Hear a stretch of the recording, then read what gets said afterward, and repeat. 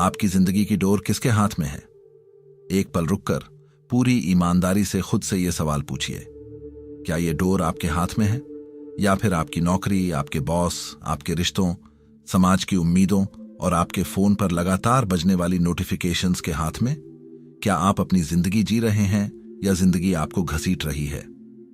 हम सब एक अंधी दौड़ में भाग रहे हैं।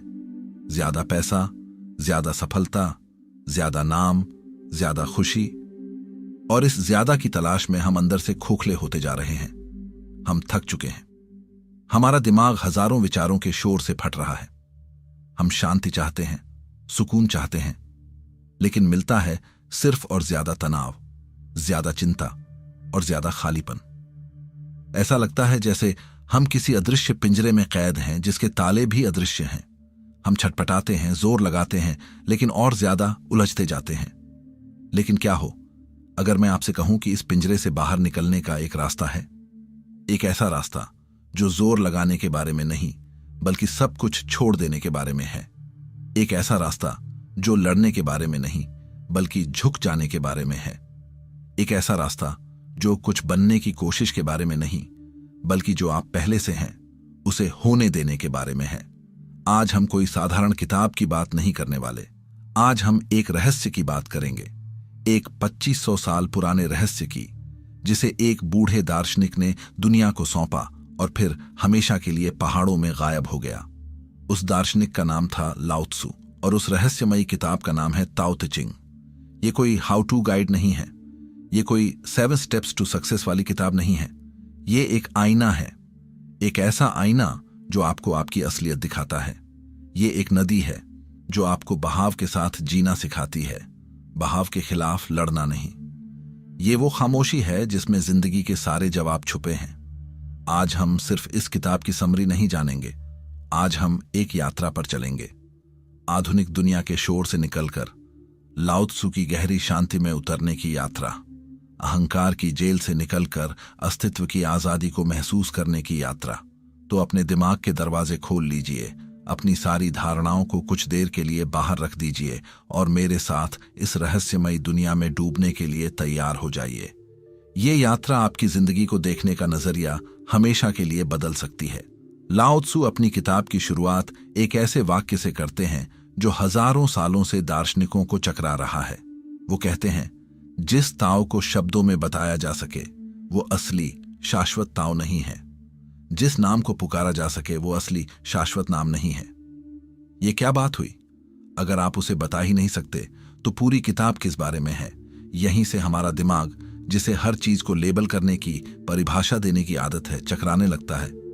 हम हर चीज को एक डब्बे में बंद करना चाहते हैं। ये अच्छा है, ये बुरा है, ये भगवान है, ये शैतान है, ये सफलता है, ये विफलता है।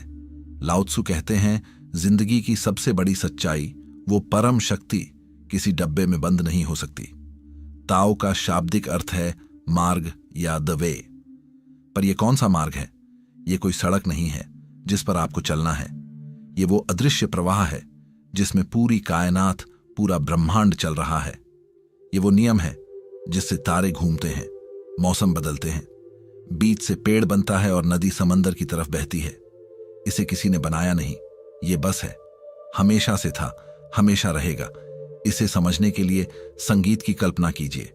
आप संगीत को सुन सकते हैं, महसूस कर सकते हैं, उस पर झूम सकते हैं, लेकिन क्या आप हवा में से संगीत के कण को पकड़कर कह सकते हैं, देखो ये रहा संगीत? नहीं। संगीत दो सुरों के बीच की खामोशी में है। वो एक प्रवाह है। ताओ वही ब्रह्मांड का संगीत है। वो हर जगह है लेकिन दिखाई नहीं देता। वो हर चीज का स्रोत है लेकिन खुद कुछ नहीं है। आधुनिक इंसान की सबसे बड़ी समस्या यही है, हम इस संगीत को सुनना भूल गए हैं। हम अपनी बुद्धि, अपने तर्क, अपने अहंकार के शोर में इतने डूब गए हैं कि हमें वो शाश्वत धुन सुनाई ही नहीं देती जो हमारे अंदर और बाहर लगातार बज रही है।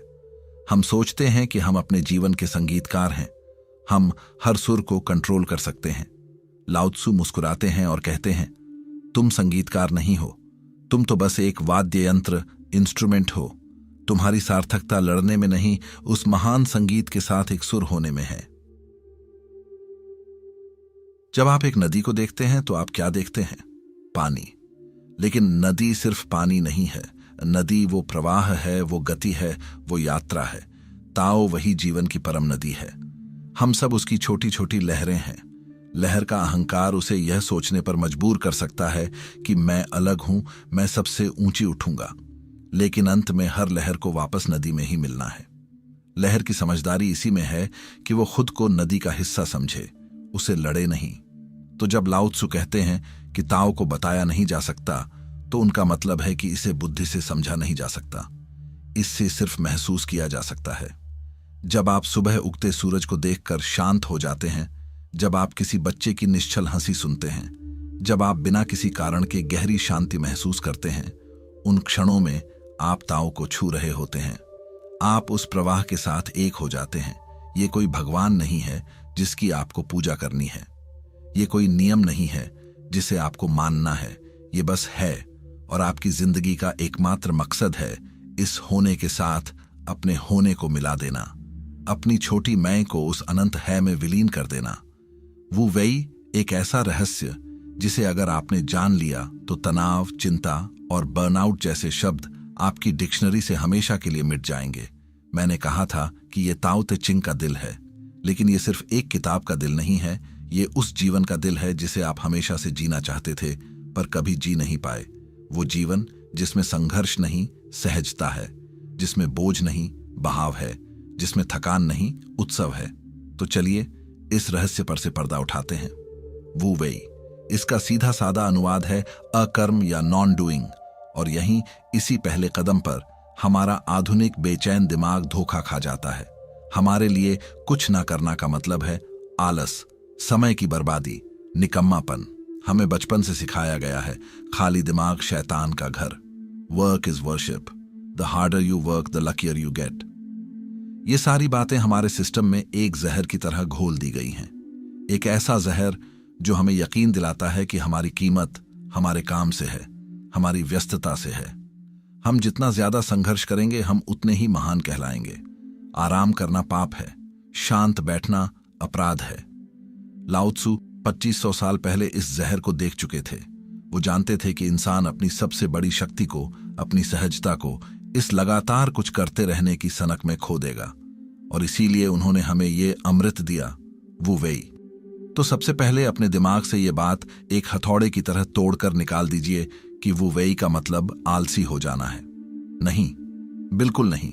ये आलस का दर्शन नहीं है, ये परम कुशलता, अल्टीमेट एफिशिएंसी का दर्शन है। ये सहजता का, फ्लो का, ब्रह्मांड की लय के साथ एक हो जाने का दर्शन है। वो वेई का असली मतलब है प्रयास रहित। 1 मिनट रुकिए। क्या आपको पता है कि 90% लोग सेल्फ हेल्प वीडियोस देखने के बाद भी अपनी लाइफ क्यों नहीं बदल पाते? क्योंकि YouTube पर आप सिर्फ सुनते हो लेकिन एक्शन लेना भूल जाते हो। मैं नहीं चाहता कि आप भी उन 90% लोगों की भीड़ का हिस्सा बनो जो सिर्फ वक्त बर्बाद कर रहे हैं। इसीलिए मैंने इस पूरी वीडियो का एक एक्शनेबल चेकलिस्ट और सीक्रेट माइंडसेट PDF अपने टेलीग्राम चैनल सेल्फ ग्लोबल पर अपलोड कर दिया है। वहां मैं वो एक्सक्लूसिव ऑडियो नोट्स और पर्सनल स्ट्रेटजी शेयर करता हूं जो मैं YouTube की पॉलिसी की वजह से यहां खुलकर नहीं बोल सकता। अगर आप वाकई सीरियस हो और अपनी लाइफ का कंट्रोल अपने हाथ में लेना चाहते हो तो अभी डिस्क्रिप्शन में दिए गए लिंक पर क्लिक करो और सेल्फ ग्लोबल फैमिली ज्वाइन करो। वहां मैं आपका इंतजार कर रहा हूं। कर्म, एफर्टलेस एक्शन। एक पल रुकिए और इस शब्द को अपने अंदर उतरने दीजिए। प्रयास रहित कर्म। ऐसा काम जिसमें कोई प्रयास ना हो, कोई संघर्ष ना हो, कोई तनाव ना हो। ऐसा काम करना जो इतना सहज हो कि लगे आप कुछ कर ही नहीं रहे। जैसे नदी बहती है, जैसे हवा चलती है, जैसे फूल खिलता है। क्या फूल को खिलने में कोई मेहनत करनी पड़ती है? क्या नदी को बहने में कोई तनाव होता है? नहीं, वो बस अपना स्वभाव जी रहे हैं। वो वही है अपने असली स्वभाव में लौट आना। और हमारा असली स्वभाव संघर्ष करना नहीं है, हमारा असली स्वभाव है आनंद और सहजता से कर्म करना। वो अवस्था है जिसमें काम तो होता है, बड़े से बड़ा काम होता है, लेकिन उस काम को करने वाला मैं मौजूद नहीं होता। कर्ता भाव का विसर्जन। जब मैं कर रहा हूं ये भाव मिट जाता है और सिर्फ कर्म हो रहा है, ये बोध बचता है, वही है। अब अपनी और अपने आसपास के लोगों की जिंदगी को देखिए। क्या हम सब उस चक्की में पिसने वाले बैल नहीं बन गए हैं जिसकी आंखों पर पट्टी बंधी है और वो बस गोल गोल घूम रहा है? ये सोचकर कि वो कोई मंजिल तय कर रहा है। हम हर काम जोर लगाकर करते हैं, जबरदस्ती करते हैं। हम सुबह अलार्म की चीख से उठते हैं, शरीर कहता है आराम करो, हम कहते हैं नहीं, भागना है। हम सफलता के पीछे ऐसे भागते हैं जैसे वो कोई शिकार हो और हम शिकारी। हम रिश्तों को बनाने और संभालने की ऐसी कोशिश करते हैं जैसे वो कोई नाजुक कांच का सामान हो जिसे हम अपनी पकड़ में रखना चाहते हैं। हम खुशी को पकड़ने की ऐसी जिद भरी जद्दोजहद करते हैं कि खुशी भी हमसे डरकर भाग जाती है। सोचिए, आप एक नाव में बैठे हैं और जिंदगी एक नदी है। ये नदी शांति से अपने सागर की ओर बह रही है, लेकिन आप क्या कर रहे हैं? आप अपनी पूरी ताकत से चप्पू लेकर नदी के बहाव के उलटी दिशा में नाव चलाने की कोशिश कर रहे हैं। आप पसीने से तरबतर हैं, आपकी सांसें उखड़ रही हैं, आपके हाथ छिल गए हैं। आप आगे बढ़ने की बजाय पीछे जा रहे हैं या वहीं के वहीं हैं, और फिर आप आसमान की तरफ देखकर शिकायत करते हैं, हे भगवान, मेरी जिंदगी इतनी मुश्किल क्यों है? मैं इतनी मेहनत करता हूं, फिर भी कहीं नहीं पहुंचता। लाओ त्सु आपके पास आकर धीरे से आपके कंधे पर हाथ रखेंगे और कहेंगे, पागल इंसान, चप्पू चलाना बंद करो। बस इतनी सी बात, चप्पू चलाना बंद करो, नाव को बहने दो। क्या इसका मतलब है कि आप डूब जाएंगे? नहीं, इसका मतलब है कि अब आप नदी की अनंत ऊर्जा का इस्तेमाल करेंगे, अपनी सीमित ऊर्जा का नहीं। अब नदी आपको ले जाएगी। आपको बस पतवार को हल्के से पकड़कर दिशा देनी है ताकि आप चट्टानों से ना टकराएं। पहले आप लड़ रहे थे, अब आप नाच रहे हैं। पहले यह संघर्ष था, अब यह एक यात्रा है। यही वू वेई है, जिंदगी की नदी के साथ लड़ना बंद करके उसके बहाव के साथ एक होकर बहना। क्या आपने कभी किसी महान कलाकार या एथलीट को जोन में देखा है? वो अवस्था जिसे मनोवैज्ञानिक फ्लो स्टेट कहते हैं। जब विराट कोहली एक के बाद एक चौके मार रहा होता है, जब उसका बल्ला और गेंद एक दूसरे से बात कर रहे होते हैं, तो क्या आपको लगता है कि वो दिमाग से सोच रहा है? क्या वो हिसाब लगा रहा है कि गेंद की स्पीड क्या है, एंगल क्या है, मुझे बल्ले को कितने डिग्री पर घुमाना है? नहीं। अगर वो इतना सोचेगा तो गेंद कब की स्टंप्स पर लग चुकी होगी। उस पल में विराट कोहली गायब हो जाता है।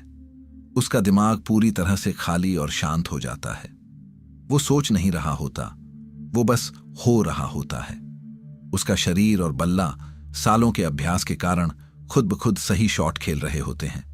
वहां कोई डर नहीं है, कोई विश्लेषण नहीं है, कोई अहंकार नहीं है कि मुझे शतक बनाना है। वहां सिर्फ एक चीज है, वर्तमान क्षण के साथ, उस गेंद के साथ पूरी तरह से एक हो जाना। वही वू वेई की अवस्था है। उस अवस्था में विराट कोहली बल्ला नहीं चला रहा, ब्रह्मांड की ऊर्जा ताओ उसके माध्यम से खुद को व्यक्त कर रही है। एक महान संगीतकार जब अपनी धुन में खोया होता है तो उसकी उंगलियां पियानो पर अपने आप नाच रही होती हैं। वो सोचकर नोट नहीं दबा रहा होता, संगीत उसके अंदर से बह रहा होता है। एक लेखक जब फ्लो में होता है तो शब्द उसके दिमाग से नहीं, आत्मा से निकलकर पन्नों पर उतर रहे होते हैं। उसे लगता है कि ये कहानी वो लिख नहीं रहा, बल्कि कोई उसे लिखवा रहा है। ये सब वू वेई के उदाहरण हैं। ये वो पल हैं जब हमारा छोटा मैं, हमारा अहंकार पीछे हट जाता है और एक बड़ी असीम शक्ति हमारे माध्यम से काम करने लगती है। और इन्हीं पलों में इंसान अपनी साधारण सीमाओं को लांघकर कुछ असाधारण रच देता है। हमारी समस्या ये है कि हम इन पलों को कभी कभी अकस्मात ही अनुभव कर पाते हैं। ताओ का मार्ग इन पलों को अपनी जिंदगी का स्थायी हिस्सा बनाने का विज्ञान है। ये जो वू वेई का सिद्धांत है, ये सिर्फ चीन की धरती पर नहीं जन्मा। ये परम सत्य है, और सत्य किसी देश या संस्कृति का मोहताज नहीं होता। उसने हर जगह अलग अलग रूपों में, अलग अलग भाषाओं में खुद को प्रकट किया है। और भारत की भूमि तो इन रहस्यों की खान रही है। भगवत गीता में श्री कृष्ण जिसे निष्काम कर्म कहते हैं, वो वू वेई का ही जुड़वां भाई है। कुरुक्षेत्र के मैदान में अर्जुन हताश है। वो कर्म करने से भाग रहा है।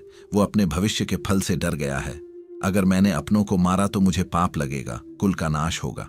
उसका पूरा ध्यान कर्म पर नहीं, कर्म के फल पर है। उसका अहंकार डरा हुआ है। तब श्री कृष्ण उसे जो उपदेश देते हैं वो ताओ ते चिंग का ही सार है। वो कहते हैं, कर्मण्येवाधिकारस्ते मां फलेषु कदाचन। हे अर्जुन, तेरा अधिकार केवल कर्म करने में है, उसके फल में कभी नहीं। फल की चिंता किए बिना अहंकार। अब बहुत ध्यान से सुनो। इस दुनिया में दो तरह के लोग होते हैं, एक वो जो सिर्फ सुनते हैं और दूसरे वो जो अपनी जिंदगी बदल देते हैं। सिर्फ समरी देखकर आगे बढ़ जाना आसान है, थोड़ा मोटिवेटेड फील करना आसान है, लेकिन असली बदलाव वो डिटेल में जाकर समझने से आता है। अगर तुम हर बार सिर्फ फ्री नॉलेज कंज्यूम करके खुश हो जाते हो तो सच मानो तुम प्रोग्रेस नहीं कर रहे। तुम बस अपने दिमाग को ये इल्यूजन दे रहे हो कि तुम ग्रो कर रहे हो। ओरिजिनल बुक तुम्हें वो डेप्थ देगी जो कोई भी 10 से 15 मिनट की समरी नहीं दे सकती। इसलिए इस बुक का लिंक डिस्क्रिप्शन में है, हो सकता है वो अफिलिएट लिंक हो। अगर तुम वहां से खरीदते हो तो मुझे थोड़ा सपोर्ट मिल जाता है। लेकिन असली सवाल सपोर्ट का नहीं है, सवाल ये है, क्या तुम सच में सीरियस हो? क्योंकि इन्वेस्ट वही करता है जिसे अपनी ग्रोथ पर भरोसा होता है। अगर तुम सिर्फ सुनने वालों में रहना चाहते हो तो यहीं तक ठीक है, लेकिन अगर तुम इंप्लीमेंट करने वालों में आना चाहते हो तो डिस्क्रिप्शन चेक करो, बुक लो, पढ़ो और अप्लाई करो। अब चलिए वापस आते हैं आज की इस बुक समरी के अगले सबसे पावरफुल लेसन पर। से रहित होकर मैं करता हूं, इस भाव से मुक्त होकर बस अपना कर्म सहजता से करना, यही निष्काम कर्म है। जब आप फल की चिंता से मुक्त हो जाते हैं तो आपके कर्म में एक अद्भुत, एक सहजता आ जाती है। आप अपना सर्वश्रेष्ठ प्रदर्शन करते हैं क्योंकि हार का डर और जीत का लोभ आपको जकड़ नहीं रहा होता। आप कर्म के बंधन से मुक्त हो जाते हैं। यही तो वो वेई है। लाओ त्सु भी यही कहते हैं, काम करो और फिर उसे भूल जाओ, अपना श्रेय मत लो, क्योंकि तुम करने वाले हो ही नहीं, तुम तो बस एक माध्यम हो। भगवान बुद्ध जिसे मध्यम मार्ग, मिडल पाथ कहते हैं, वो भी वुवेई की ही एक झलक है। ज्ञान की खोज में सिद्धार्थ ने पहले रास्ता अपनाया घोर तपस्या का, शरीर को अत्यधिक कष्ट दिया। ये था एक्सट्रीम एफर्ट, जबरदस्ती का प्रयास। उन्होंने पाया कि इससे शरीर कमजोर होता है, मन शांत नहीं। फिर उन्होंने दूसरा रास्ता देखा जो था भोग विलास का, जो वो राजकुमार के रूप में जी चुके थे। वो था पूर्ण आलस्य, कोई प्रयास नहीं। उन्होंने पाया कि इसमें भी शांति नहीं, बस क्षणिक सुख और फिर दुख है। अंत में उन्हें ज्ञान मिला मध्यम मार्ग में, वीणा के तारों की तरह। अगर तार बहुत ज्यादा कसे हों, अत्यधिक प्रयास, तो वो टूट जाते हैं और संगीत पैदा नहीं होता। अगर तार बहुत ढीले हों, आलस्य, तो भी उनसे कोई सुर नहीं निकलता। संगीत तब पैदा होता है जब तार बिल्कुल सही तनाव में हो, न बहुत ज्यादा न बहुत कम। वुवेई जीवन की वीणा को इसी मध्यम मार्ग पर साधना है। न तो जीवन से लड़ना है, अत्यधिक प्रयास, और न ही जीवन के प्रति उदासीन होकर बैठ जाना है, आलस्य, बल्कि जीवन के प्रवाह के साथ सहजता से एक सधे हुए संगीतकार की तरह कर्म करना है। और 20वीं सदी में ओशो ने इसी परम सत्य को एक नया शब्द दिया, लेट गो या समर्पण। ओशो ने देखा कि आधुनिक इंसान नियंत्रण, कंट्रोल का आदी हो चुका है। हम हर चीज को कंट्रोल करना चाहते हैं, अपना करियर, अपने रिश्ते, अपनी भावनाएं, यहां तक कि अपनी मौत को भी। और यही कंट्रोल की सनक हमारे सारे दुखों की जड़ है। लेट गो का मतलब हार मान लेना नहीं है। इसका मतलब है इस तथ्य को स्वीकार कर लेना कि जीवन की ज्यादातर चीजें आपके नियंत्रण से बाहर हैं, और जो आपके नियंत्रण में नहीं है उसके प्रति लड़ने की बजाय समर्पण कर देना ही बुद्धिमानी है। समर्पण उस नदी के आगे जो आपसे करोड़ों गुना ज्यादा शक्तिशाली है। जब आप समर्पण करते हैं, जब आप लेट गो करते हैं, तो आप अचानक शांत और शक्तिशाली महसूस करने लगते हैं, क्योंकि अब आप अपनी छोटी मोटी शक्ति पर निर्भर नहीं हैं। अब आपने खुद को उस ब्रह्मांडीय ऊर्जा के हवाले कर दिया है जो ग्रहों को चलाती है और फूलों को खिलाती है। तो चाहे आप उसे वुवेई कहें, निष्काम कर्म कहें, मध्यम मार्ग कहें या लेट गो कहें, बात एक ही है। बात है उस छोटे डरे हुए मैं को रास्ते से हटाने की, जो हर चीज को कंट्रोल करने की कोशिश कर रहा है। और जैसे ही वो मैं हटता है, जादू घटित होता है। जीवन एक संघर्ष से बदलकर एक नृत्य बन जाता है। यहां तक कि बातें आपको बहुत अच्छी लग सकती हैं, लेकिन सवाल उठता है, मैं इसे अपनी जिंदगी में कैसे लागू करूं? मैं तो एक कॉर्पोरेट जॉब में हूं, मेरे ऊपर डेडलाइंस का प्रेशर है, घर पर परिवार की जिम्मेदारियां हैं। मैं चप्पू चलाना कैसे बंद कर दूं? वुवेई का मतलब जिम्मेदारियों से भागना नहीं है। इसका मतलब है जिम्मेदारियों को एक नए, सहज ढंग से निभाना। यहां कुछ व्यावहारिक तरीके हैं। 1. जबरदस्ती करना बंद करें, स्टॉप फोर्सिंग थिंग्स। अपनी जिंदगी के उन क्षेत्रों को पहचानिए जहां आप जबरदस्ती कर रहे हैं। रिश्तों में, क्या आप किसी को बदलने की कोशिश कर रहे हैं? क्या आप किसी से अपने हिसाब से प्यार करवाना चाहते हैं? ये जबरदस्ती है। वो वही कहता है, लोगों को वैसे ही स्वीकार करें जैसे वे हैं। अपनी उम्मीदों का बोझ उन पर मत डालें। आप बस अपना प्रेम दें बिना किसी शर्त के। आप देखेंगे कि रिश्ता अपने आप खिल उठेगा। करियर में क्या आप किसी प्रमोशन के लिए मरे जा रहे हैं? क्या आप सफलता के लिए दिन रात खुद को जला रहे हैं? ये जबरदस्ती है। वो वही कहता है, अपने काम को पूरी लगन और ईमानदारी से करो, लेकिन नतीजे से मत चिपको। प्रक्रिया का आनंद लो। जब आप सर्वश्रेष्ठ काम करते हैं तो सफलता एक बाय प्रोडक्ट की तरह खुद ब खुद आती है। उसे चेज करने की जरूरत नहीं है। रचनात्मकता में क्या आप एक लेखक हैं और आपसे लिखा नहीं जा रहा? Writers block. क्या आप एक कलाकार हैं और कोई नया विचार नहीं आ रहा? जबरदस्ती मत करो। कंप्यूटर के सामने बैठकर घंटों तक सिर मत मारो। वो वही कहता है, उठो, टहलने जाओ, संगीत सुनो, प्रकृति में समय बिताओ, अपने दिमाग को खाली छोड़ दो। जब दिमाग सहज और शांत होगा तो विचार एक झरने की तरह अपने आप फूट पड़ेंगे। 2. रुकने की कला सीखें। The art of the pause. हमारी दुनिया हमें सिखाती है, don't just stand there, do something. वहां खड़े मत रहो, कुछ करो। ताओ का आर्ष कहता है, don't just do something, stand there. बस कुछ मत करो, वहीं खड़े रहो। जब आप किसी समस्या में फंस जाएं, जब आप कंफ्यूज हों, तो तुरंत एक्शन लेने की अपनी आदत पर लगाम लगाएं। रुकें, एक गहरी सांस लें, कुछ मत करें। जैसे गंदा पानी शांत छोड़ने पर अपने आप साफ हो जाता है, वैसे ही आपका शांत मन आपको समाधान अपने आप दिखा देगा। जल्दबाजी में लिए गए ज्यादातर फैसले गलत होते हैं। रुकना, इंतजार करना और सही समय पर सहज कर्म करना, यही वू वेई की निशानी है। 3. प्रकृति को अपना गुरु बनाएं। Make nature your teacher. शहर की भागदौड़ से थोड़ा समय निकालकर प्रकृति के पास बैठें। वो वू वेई की सबसे बड़ी कक्षा है। एक पेड़ को देखें, वो ऊंचा उठने के लिए कोई चिंता नहीं करता। वो बस सूरज की रोशनी लेता है, जमीन से पानी लेता है और सहजता से बढ़ता है। उसे कोई जल्दी नहीं है। बादलों को देखें, उनका कोई लक्ष्य नहीं है, कोई मंजिल नहीं है। वो बस हवा के साथ बहते हैं, अपना आकार बदलते हैं और फिर भी पूरे आसमान को ढक लेते हैं, बारिश करते हैं, जीवन देते हैं। पानी को देखें, वो हमेशा सबसे कम प्रतिरोध का रास्ता चुनता है। वो चट्टान से लड़ता नहीं, उसके बगल से निकल जाता है।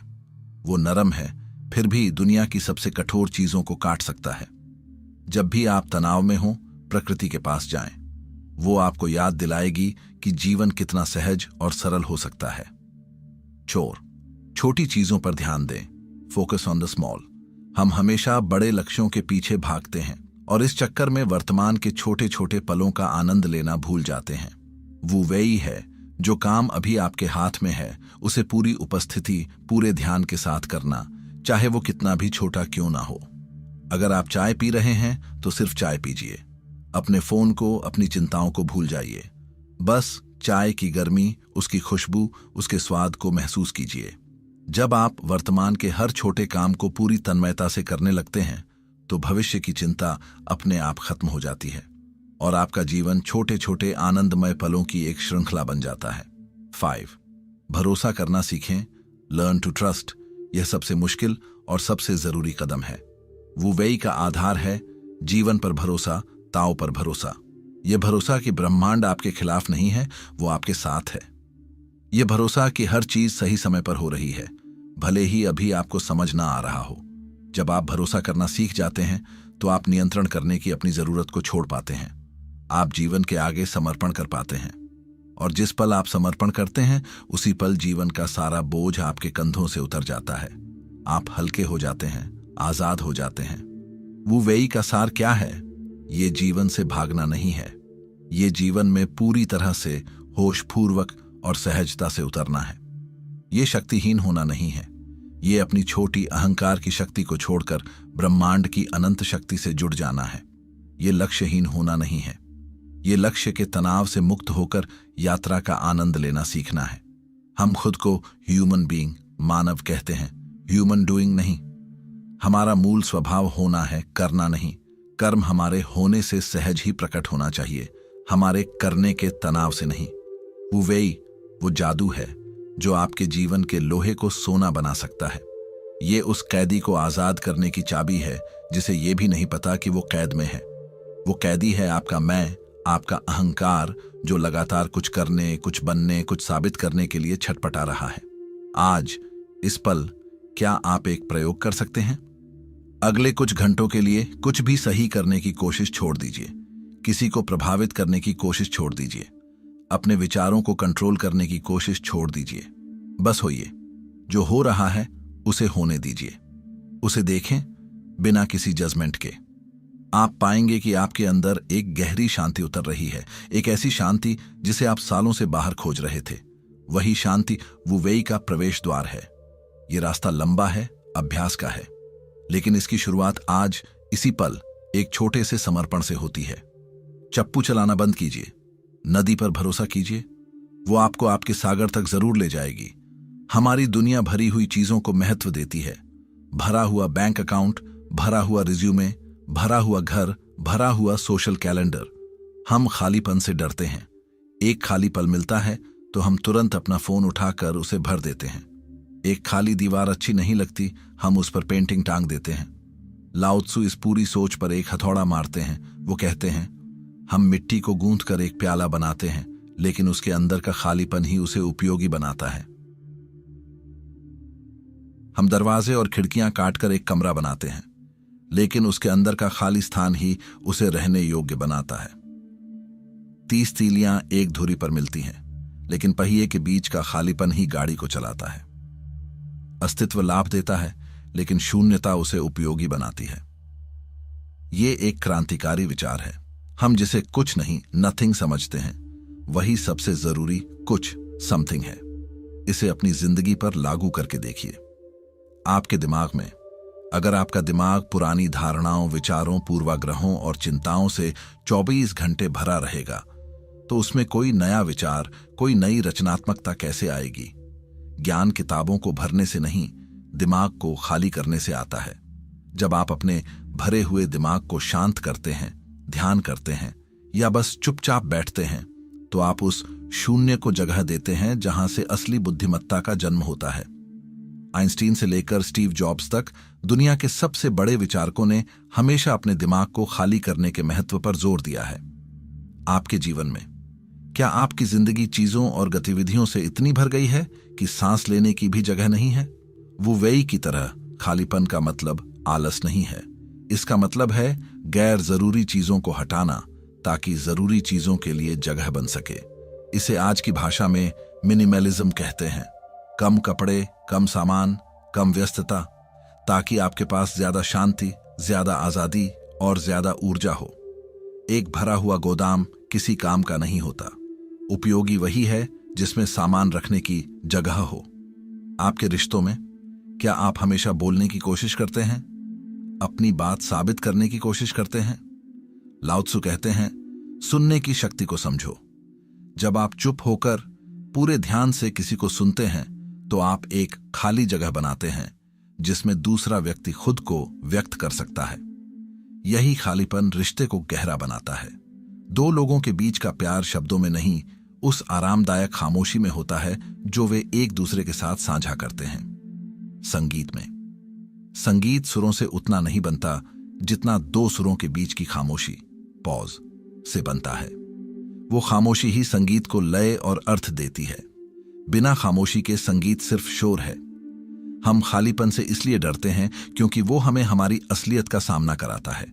जब कोई शोर नहीं होता, कोई डिस्ट्रैक्शन नहीं होता, तो हमें अपने अंदर के डर, अपनी असुरक्षाएं दिखाई देने लगती हैं और हम तुरंत उस खालीपन को भरने के लिए भागते हैं। लाओ त्सु कहते हैं, भागो मत, उस खालीपन में बैठो, उससे दोस्ती करो, क्योंकि वही तुम्हारी असली शक्ति का स्रोत है।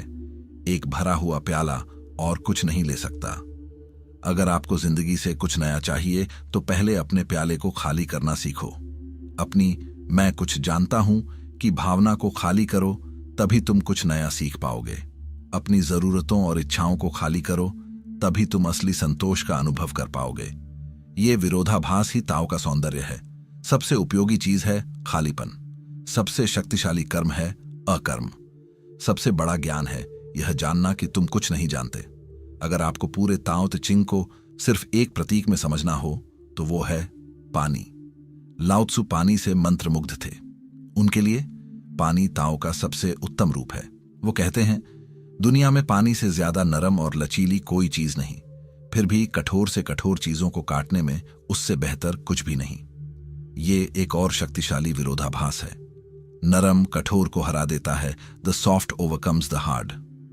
कमजोर शक्तिशाली पर विजय पाता है, the weak overcomes the strong. हमारी कहानी की शुरुआत एक ऐसी दुनिया से होती है जिसे हम सब जानते हैं। यह चट्टान की दुनिया है। जन्म से ही हमें सिखाया जाता है, मजबूत बनो। और मजबूत का मतलब क्या होता है?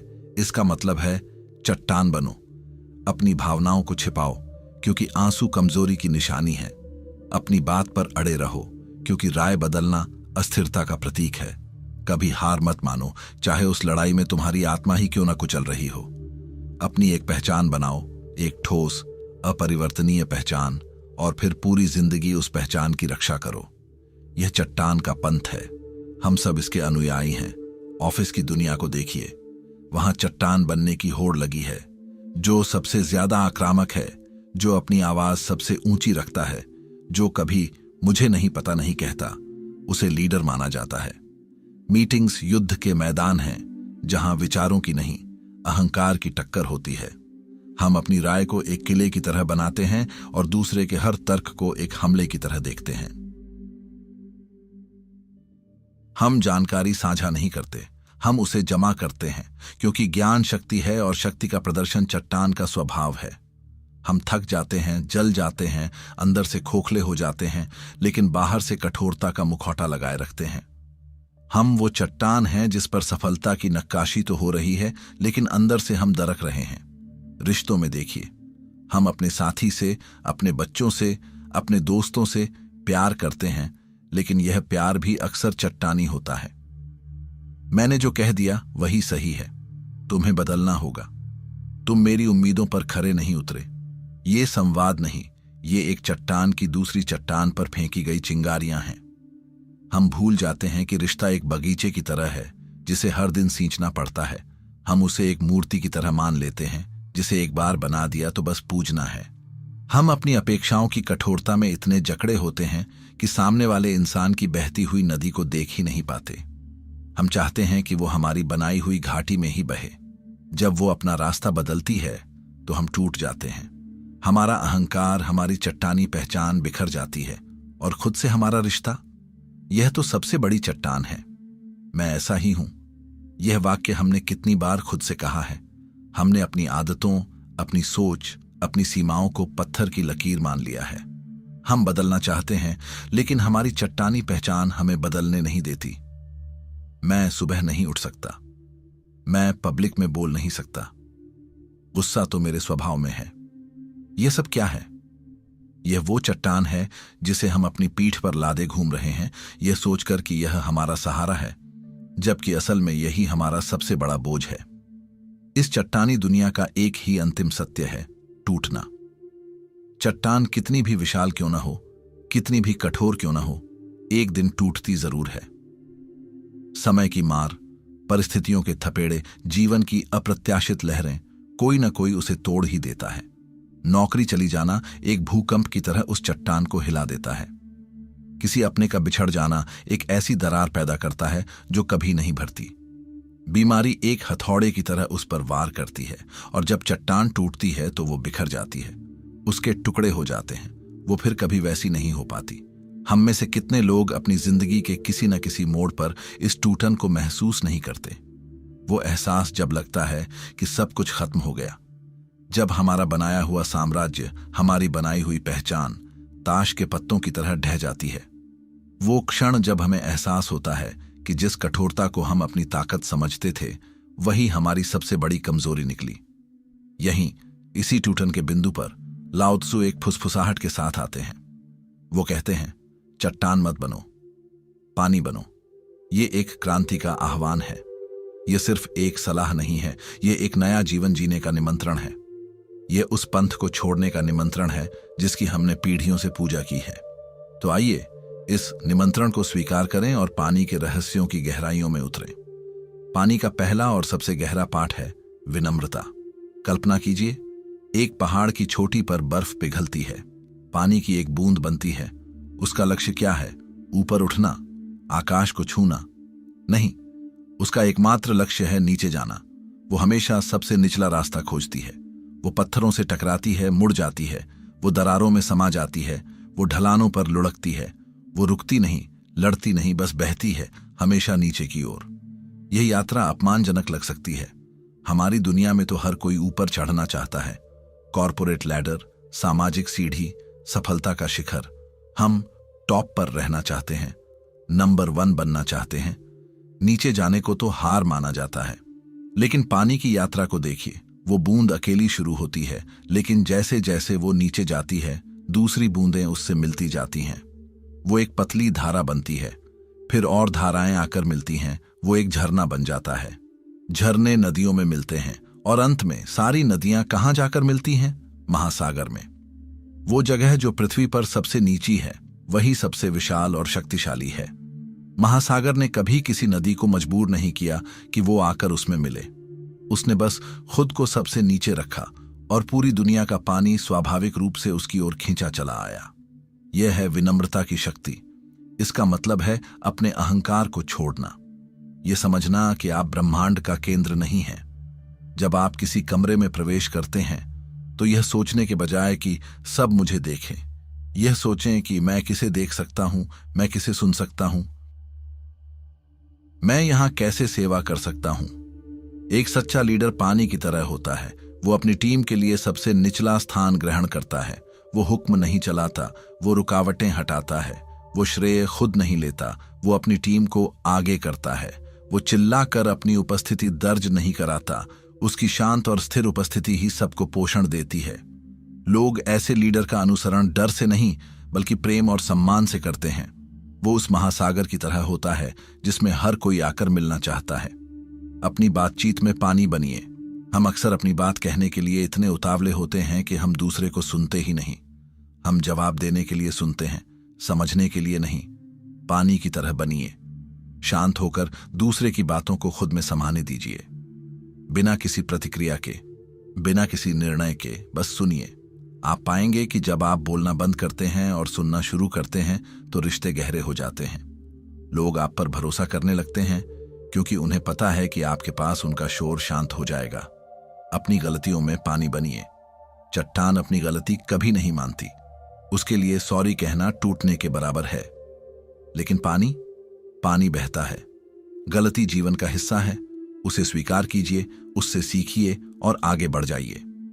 जो व्यक्ति विनम्रता से अपनी गलती स्वीकार कर सकता है, वो टूटता नहीं, बल्कि और ज्यादा समझदार और विशाल बनता है। समाज हमें सिखाता है कि विनम्रता का मतलब कमजोर होना है। लाओ त्सु कहते हैं, यही सबसे बड़ी ताकत है। जब आप खुद को साबित करने की होड़ से बाहर निकल जाते हैं, जब आप प्रशंसा और आलोचना से अप्रभावित होकर बस अपना काम करते हैं, जब आप सेवा भाव से जीते हैं, तब आप अजेय हो जाते हैं। आपको कोई हरा नहीं सकता, क्योंकि आप जीतने की दौड़ में हैं ही नहीं। आप तो बस बह रहे हैं और बहते बहते एक दिन महासागर बन जाते हैं। पानी का दूसरा पाठ है अनुकूलनशीलता।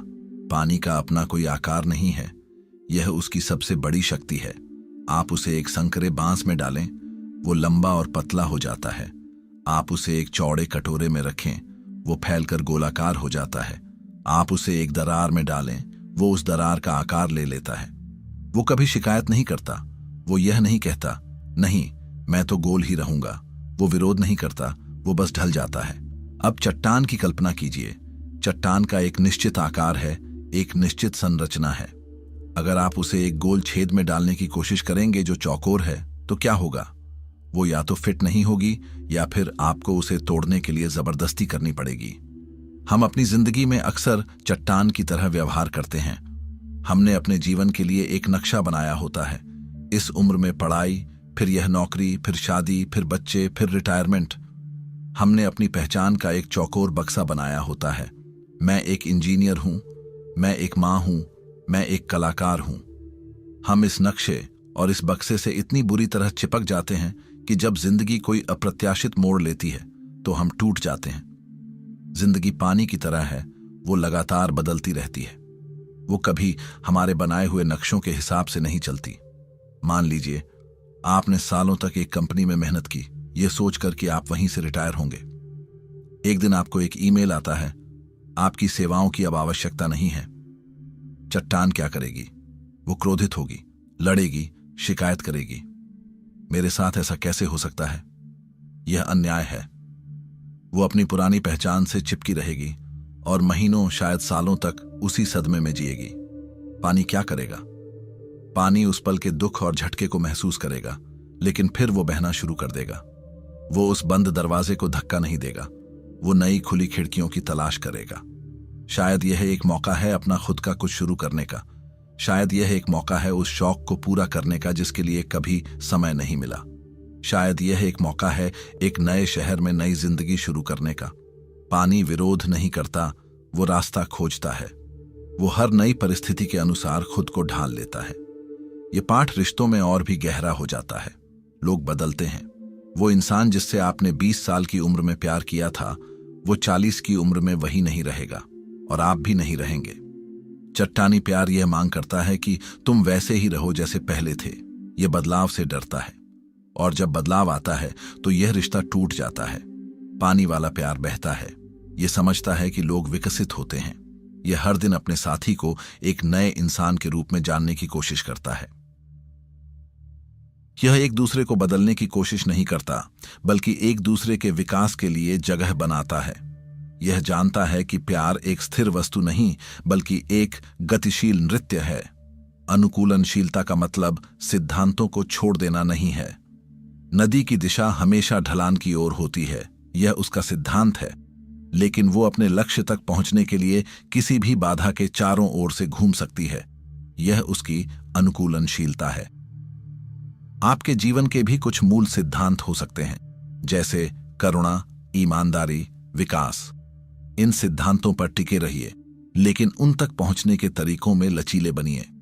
तूफान में सबसे विशाल, सबसे कठोर पेड़ टूट जाते हैं क्योंकि वो हवा के खिलाफ खड़े होने की कोशिश करते हैं, लेकिन नरम पतली घास और बांस झुक जाते हैं और तूफान गुजर जाने के बाद फिर से सीधे खड़े हो जाते हैं। क्या आप जिंदगी के तूफानों में एक अकड़ा हुआ पेड़ बनना चाहते हैं या एक लचीला बांस? जो झुकना जानता है उसे दुनिया की कोई ताकत तोड़ नहीं सकती। पानी का तीसरा पाठ है दृढ़ता। यह सबसे विरोधाभासी और सबसे शक्तिशाली पाठ है। पहली नजर में पानी कमजोर लगता है। आप उसमें हाथ डाल सकते हैं, उसे आर पार देख सकते हैं, वो कोई प्रतिरोध नहीं करता। चट्टान कठोर और शक्तिशाली लगती है। आप उस पर मुक्का मारें तो आपका हाथ टूट जाएगा। हमारी दुनिया कठोर शक्ति की पूजा करती है। तेज हमला, आक्रामक रणनीति, अभी करो तुरंत करो वाली संस्कृति। हम सोचते हैं कि बड़े लक्ष्यों को हासिल करने के लिए बहुत ज्यादा बल और आक्रामकता की जरूरत होती है।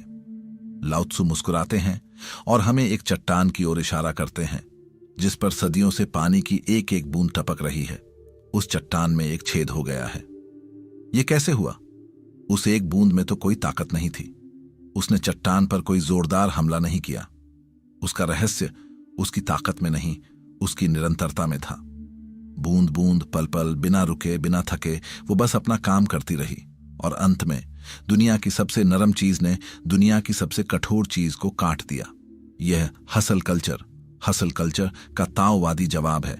सफलता 18 घंटे काम करने, नींद त्यागने और खुद को जला देने से नहीं मिलती। यह चट्टान तोड़ने का तरीका है। आप एक बड़ा हथौड़ा लेते हैं और पूरी ताकत से वार करते हैं।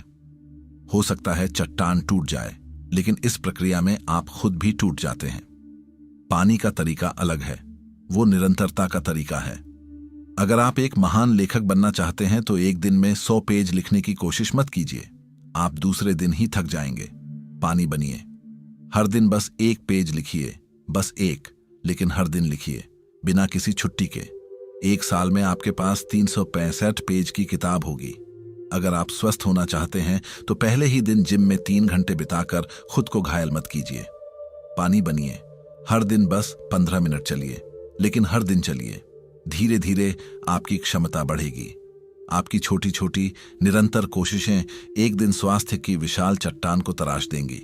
यह प्रक्रिया आकर्षक नहीं लगती, इसमें कोई ड्रामा नहीं है, कोई सोशल मीडिया पर पोस्ट करने लायक कहानी नहीं है कि देखो मैंने आज कितनी मेहनत की। यह एक शांत, मौन, लगभग अदृश्य प्रक्रिया है, लेकिन ब्रह्मांड के सबसे बड़े चमत्कार इसी तरह काम करते हैं। एक बीज से पेड़ धीरे धीरे हर दिन थोड़ा थोड़ा बढ़कर बनता है।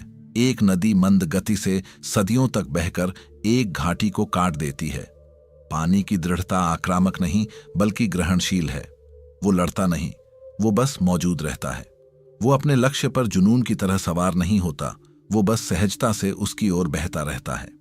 जब भी आप किसी बड़ी चुनौती का सामना करें तो उसे एक ही झटके में तोड़ने की कोशिश न करें। खुद से पूछें, पानी यहां क्या करेगा? पानी उस चुनौती को छोटे छोटे प्रबंधनीय हिस्सों में तोड़ देगा और फिर हर दिन शांति और निरंतरता के साथ एक एक बूंद की तरह उस पर काम करेगा।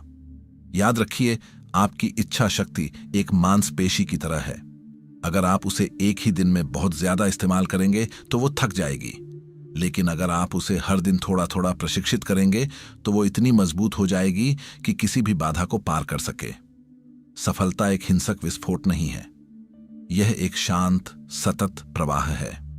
कोमल बनो पर निरंतर बनो और तुम किसी भी चट्टान को काट दोगे। पानी का चौथा और अंतिम पाठ है स्पष्टता। एक गिलास में पानी लीजिए और उसमें एक मुट्ठी मिट्टी डाल दीजिए। पानी गंदा, धुंधला और अपारदर्शी हो जाएगा। आप उसके आर पार नहीं देख सकते। यह हमारे मन की स्थिति है। हर दिन विचारों, भावनाओं, चिंताओं, इच्छाओं और सूचनाओं की मिट्टी हमारे मन रूपी पानी में घुलती रहती है।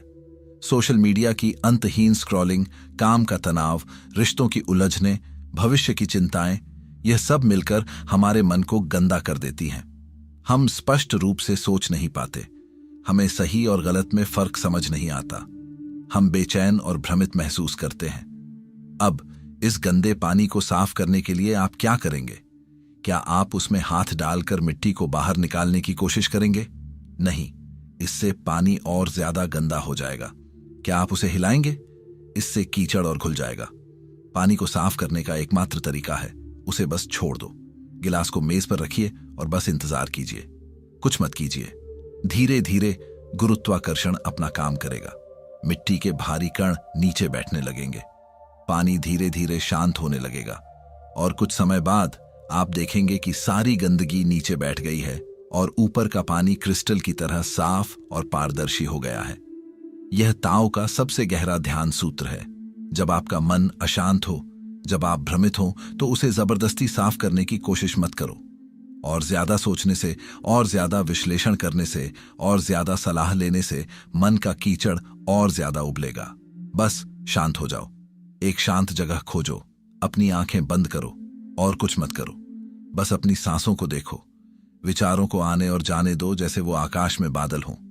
उनसे लड़ो मत, उन्हें पकड़ो मत, उनका विश्लेषण मत करो, बस एक साक्षी बन जाओ। यह कुछ न करने की कला है, वू वे। शुरुआत में यह बहुत मुश्किल लगेगा। आपका मन आपको हजारों दिशाओं में खींचेगा, लेकिन अगर आप बस बैठे रहे तो धीरे धीरे आपके मन का पानी भी शांत होने लगेगा।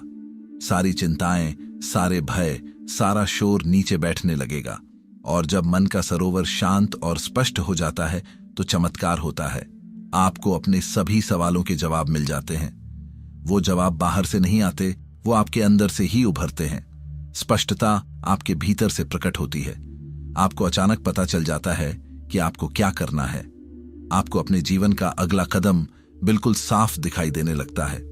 यह आत्मज्ञान की प्रक्रिया है। सच्चा ज्ञान किताबों में या गुरुओं के उपदेशों में नहीं है, वो आपके अपने शांत मन की गहराइयों में छिपा है। जब तक पानी गंदा है, आप उस खजाने को नहीं देख सकते। इसलिए हर दिन खुद को यह ठहराव का उपहार दें, चाहे वो सुबह के 10 मिनट का ध्यान हो या प्रकृति में एक शांत चहलकदमी या बस खिड़की से बाहर चुपचाप देखना। अपने मन को शांत होने का मौका दें। जब आप निर्णय लेने की हड़बड़ी में होते हैं तो रुकें। जब आप क्रोध या भय से भरे होते हैं तो प्रतिक्रिया न दें, बस अपने पानी को शांत होने दें। एक स्पष्ट मन से लिया गया एक निर्णय एक भ्रमित मन से लिए गए 100 निर्णयों से बेहतर होता है। हम अपनी यात्रा के अंत में आ गए हैं। हमने चट्टान के पंथ को देखा, उसकी कठोरता, उसका अहंकार और उसका अंतिम सत्य टूटना। और हमने पानी के मार्ग को खोजा, उसकी विनम्रता, उसकी अनुकूलनशीलता, उसकी दृढ़ता और उसकी स्पष्टता। अब चुनाव आपका है। यह कोई एक बार का चुनाव नहीं है। यह हर दिन, हर पल, हर स्थिति में किया जाने वाला चुनाव है। जब ट्रैफिक में कोई आपकी कार के आगे कट मारता है तो क्या आप हॉर्न बजाकर चिल्लाने वाली चट्टान बनेंगे या गहरी सांस लेकर उसे जाने देने वाला पानी? जब आपका बॉस आपके काम की आलोचना करता है तो क्या आप रक्षात्मक होने वाली चट्टान बनेंगे या उस फीडबैक को सीखने के अवसर के रूप में देखने वाला पानी? जब जिंदगी आपकी योजनाओं को पटरी से उतार देती है तो क्या आप शिकायत करने वाली और किस्मत को कोसने वाली चट्टान बनेंगे या उस नई दिशा में बहने का रास्ता खोजने वाला पानी? जब आप खुद से निराश होते हैं तो क्या आप आत्म आलोचना की कठोर चट्टान बनेंगे या आत्म करुणा के कोमल प्रवाह वाला पानी? चट्टान बनना आसान लगता है क्योंकि हमारी पूरी दुनिया इसी सिद्धांत पर बनी है, लड़ो, जीतो, हावी हो जाओ। लेकिन यह एक थका देने वाला रास्ता है। यह निरंतर संघर्ष का मार्ग है। पानी बनना शुरुआत में मुश्किल लग सकता है। इसमें अहंकार को छोड़ना पड़ता है, इसमें नियंत्रण की इच्छा को त्यागना पड़ता है, इसमें अनिश्चितता को गले लगाना पड़ता है। लेकिन अंततः यह स्वतंत्रता का मार्ग है। यह सहजता का, प्रवाह का और असीम शक्ति का मार्ग है। लाओ त्सु कहते हैं, पानी किसी से प्रतिस्पर्धा नहीं करता, इसलिए कोई उसे हरा नहीं सकता। तो अगली बार जब आप नदी के किनारे खड़े हों या बारिश की बूंदों को देखें या महासागर की लहरों को सुनें तो रुकें और उस पानी से सीखें। वो आपका सबसे महान गुरु है। वो आपको जीवन का सबसे गहरा रहस्य सिखा रहा है। असली शक्ति कठोरता में नहीं, कोमलता में है। असली विजय लड़ने में नहीं, बहने में है। चट्टान मत बनो, टूट जाओगे। पानी बनो और तुम हमेशा हमेशा अपना रास्ता खोज लोगे। तुम अपनी मंजिल, अपने महासागर तक पहुंच ही जाओगे। हमारी पूरी सभ्यता अहंकार पर बनी है। मैं, मेरा, मुझे, मैं सबसे अच्छा हूं, मेरा पद सबसे ऊंचा है, मुझे सबसे ज्यादा सम्मान मिलना चाहिए।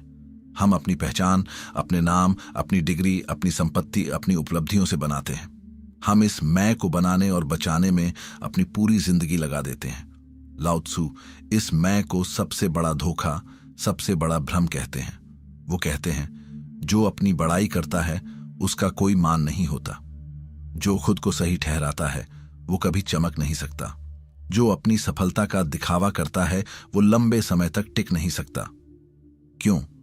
क्योंकि जब आप खुद को एक ठोस पहचान, मैं एक डॉक्टर हूं, मैं एक सीईओ हूं, मैं बहुत बुद्धिमान हूं, दे देते हैं तो आप खुद को एक पिंजरे में बंद कर लेते हैं।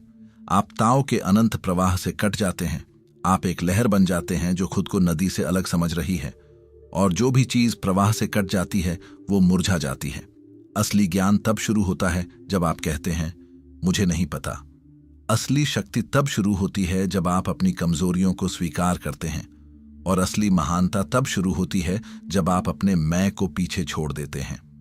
इसी दर्शन से नेतृत्व, लीडरशिप का एक बिल्कुल नया मॉडल निकलता है जो आज के कॉरपोरेट जगत के लिए किसी क्रांति से कम नहीं है।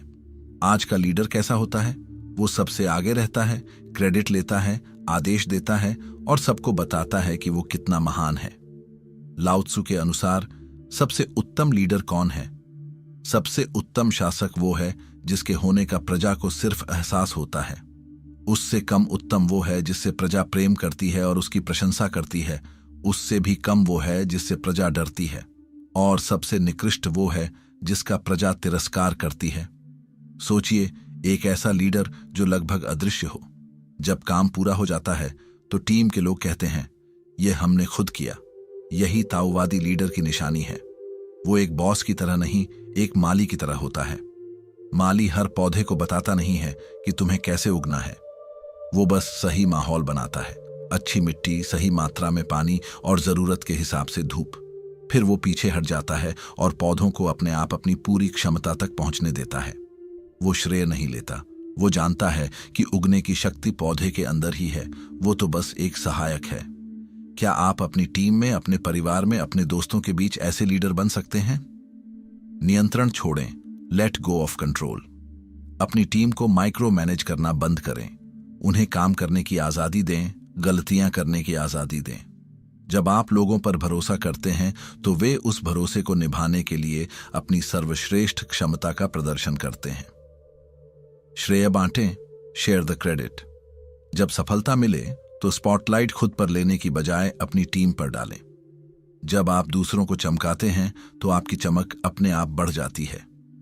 चुपचाप सेवा करें, सर्व साइलेंटली। एक महान लीडर का काम आदेश देना नहीं, बल्कि अपनी टीम के रास्ते में आने वाली बाधाओं को हटाना है। वो पूछता है, मैं तुम्हारी मदद कैसे कर सकता हूं, न कि तुमने मेरा काम क्यों नहीं किया। ये विरोधाभास है। जब आप नेतृत्व करने की कोशिश छोड़ देते हैं तभी आप एक महान नेता बनते हैं। जब आप सबसे पीछे खड़े होते हैं तभी लोग आपका अनुसरण करना चाहते हैं। जब आप अपनी शक्ति का प्रदर्शन नहीं करते तभी आपकी असली शक्ति प्रकट होती है। ये अहंकार को मिटाने का मार्ग है। और जैसे ही अहंकार का पर्दा हटता है, आपको वो ताव दिखाई देने लगता है जो हमेशा से आपके अंदर और बाहर मौजूद था। आप एक व्यक्ति नहीं रहते, आप एक प्रवाह बन जाते हैं। और जो प्रवाह का हिस्सा है उसे कोई नहीं रोक सकता, कोई नहीं हरा सकता। जीवन का अजेय कवच, लाओ त्सु के 3 अनमोल खजाने। कल्पना कीजिए कि आप एक तूफानी समुद्र में एक छोटी सी नाव पर हैं। लहरें आसमान छू रही हैं, हवाएं चीख रही हैं। हर पल लगता है कि नाव पलट जाएगी, कि आप इस विशाल अनियंत्रित शक्ति के सामने टूटकर बिखर जाएंगे। यह तूफान आपकी जिंदगी है, इसकी अनिश्चितताएं, इसकी चुनौतियां, इसके डर, इसकी पीड़ाएं। और हम सब अपनी अपनी छोटी नावों में हैं, लगातार चप्पू चला रहे हैं, बचने की कोशिश कर रहे हैं, थक रहे हैं और डर रहे हैं। हम क्या करते हैं? हम अपनी नाव को बड़ा बनाने की कोशिश करते हैं, और पैसा और पद और ताकत। हम सोचते हैं कि एक बड़ी नाव हमें बचा लेगी। हम मौसम को नियंत्रित करने की कोशिश करते हैं, लोगों को, परिस्थितियों को अपने हिसाब से मोड़ने की कोशिश करते हैं। लेकिन तूफान हमारी योजनाओं की परवाह नहीं करता। लहरें हमारे अहंकार की परवाह नहीं करती।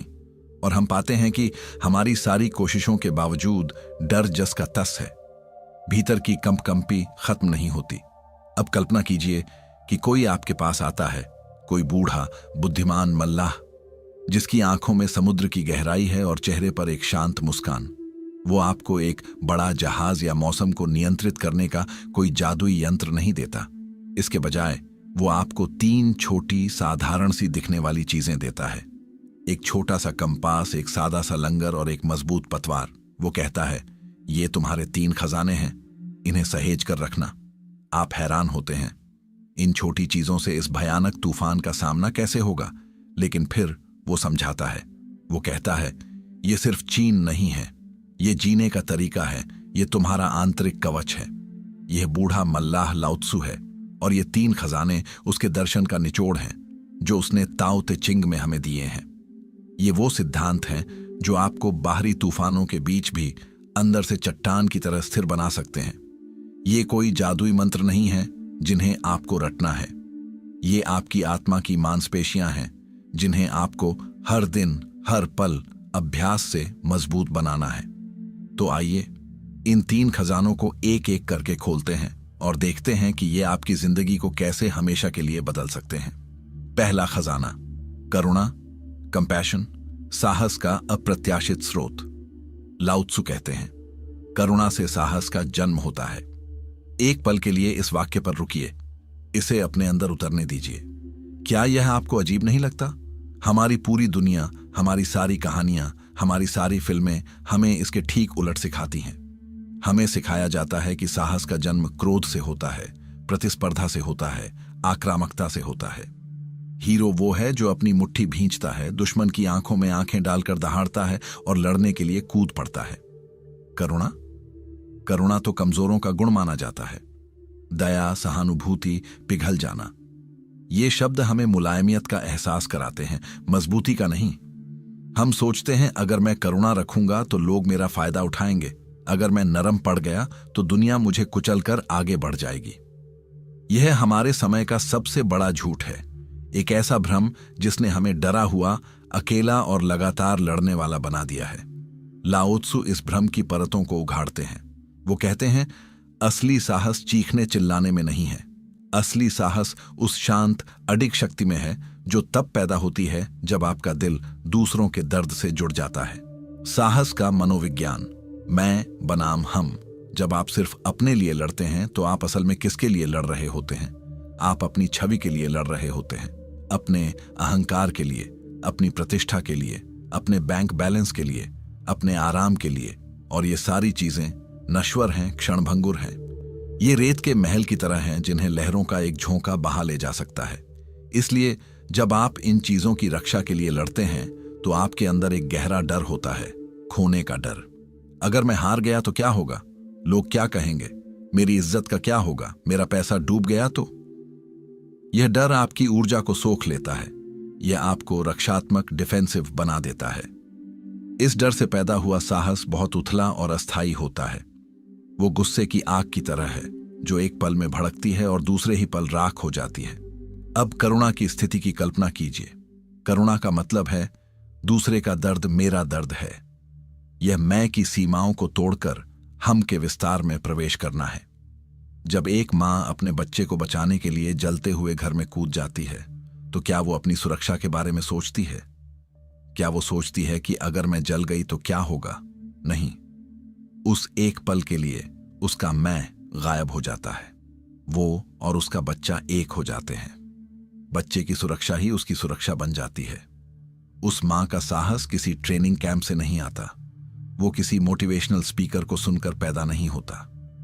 वो साहस करुणा की असीम गहराई से फूटता है। यह वो साहस है जो डर को जानता ही नहीं, क्योंकि जिस स्व को डर लगता था वो तो प्रेम में विलीन हो चुका है। यही लाओ त्सु का रहस्य है।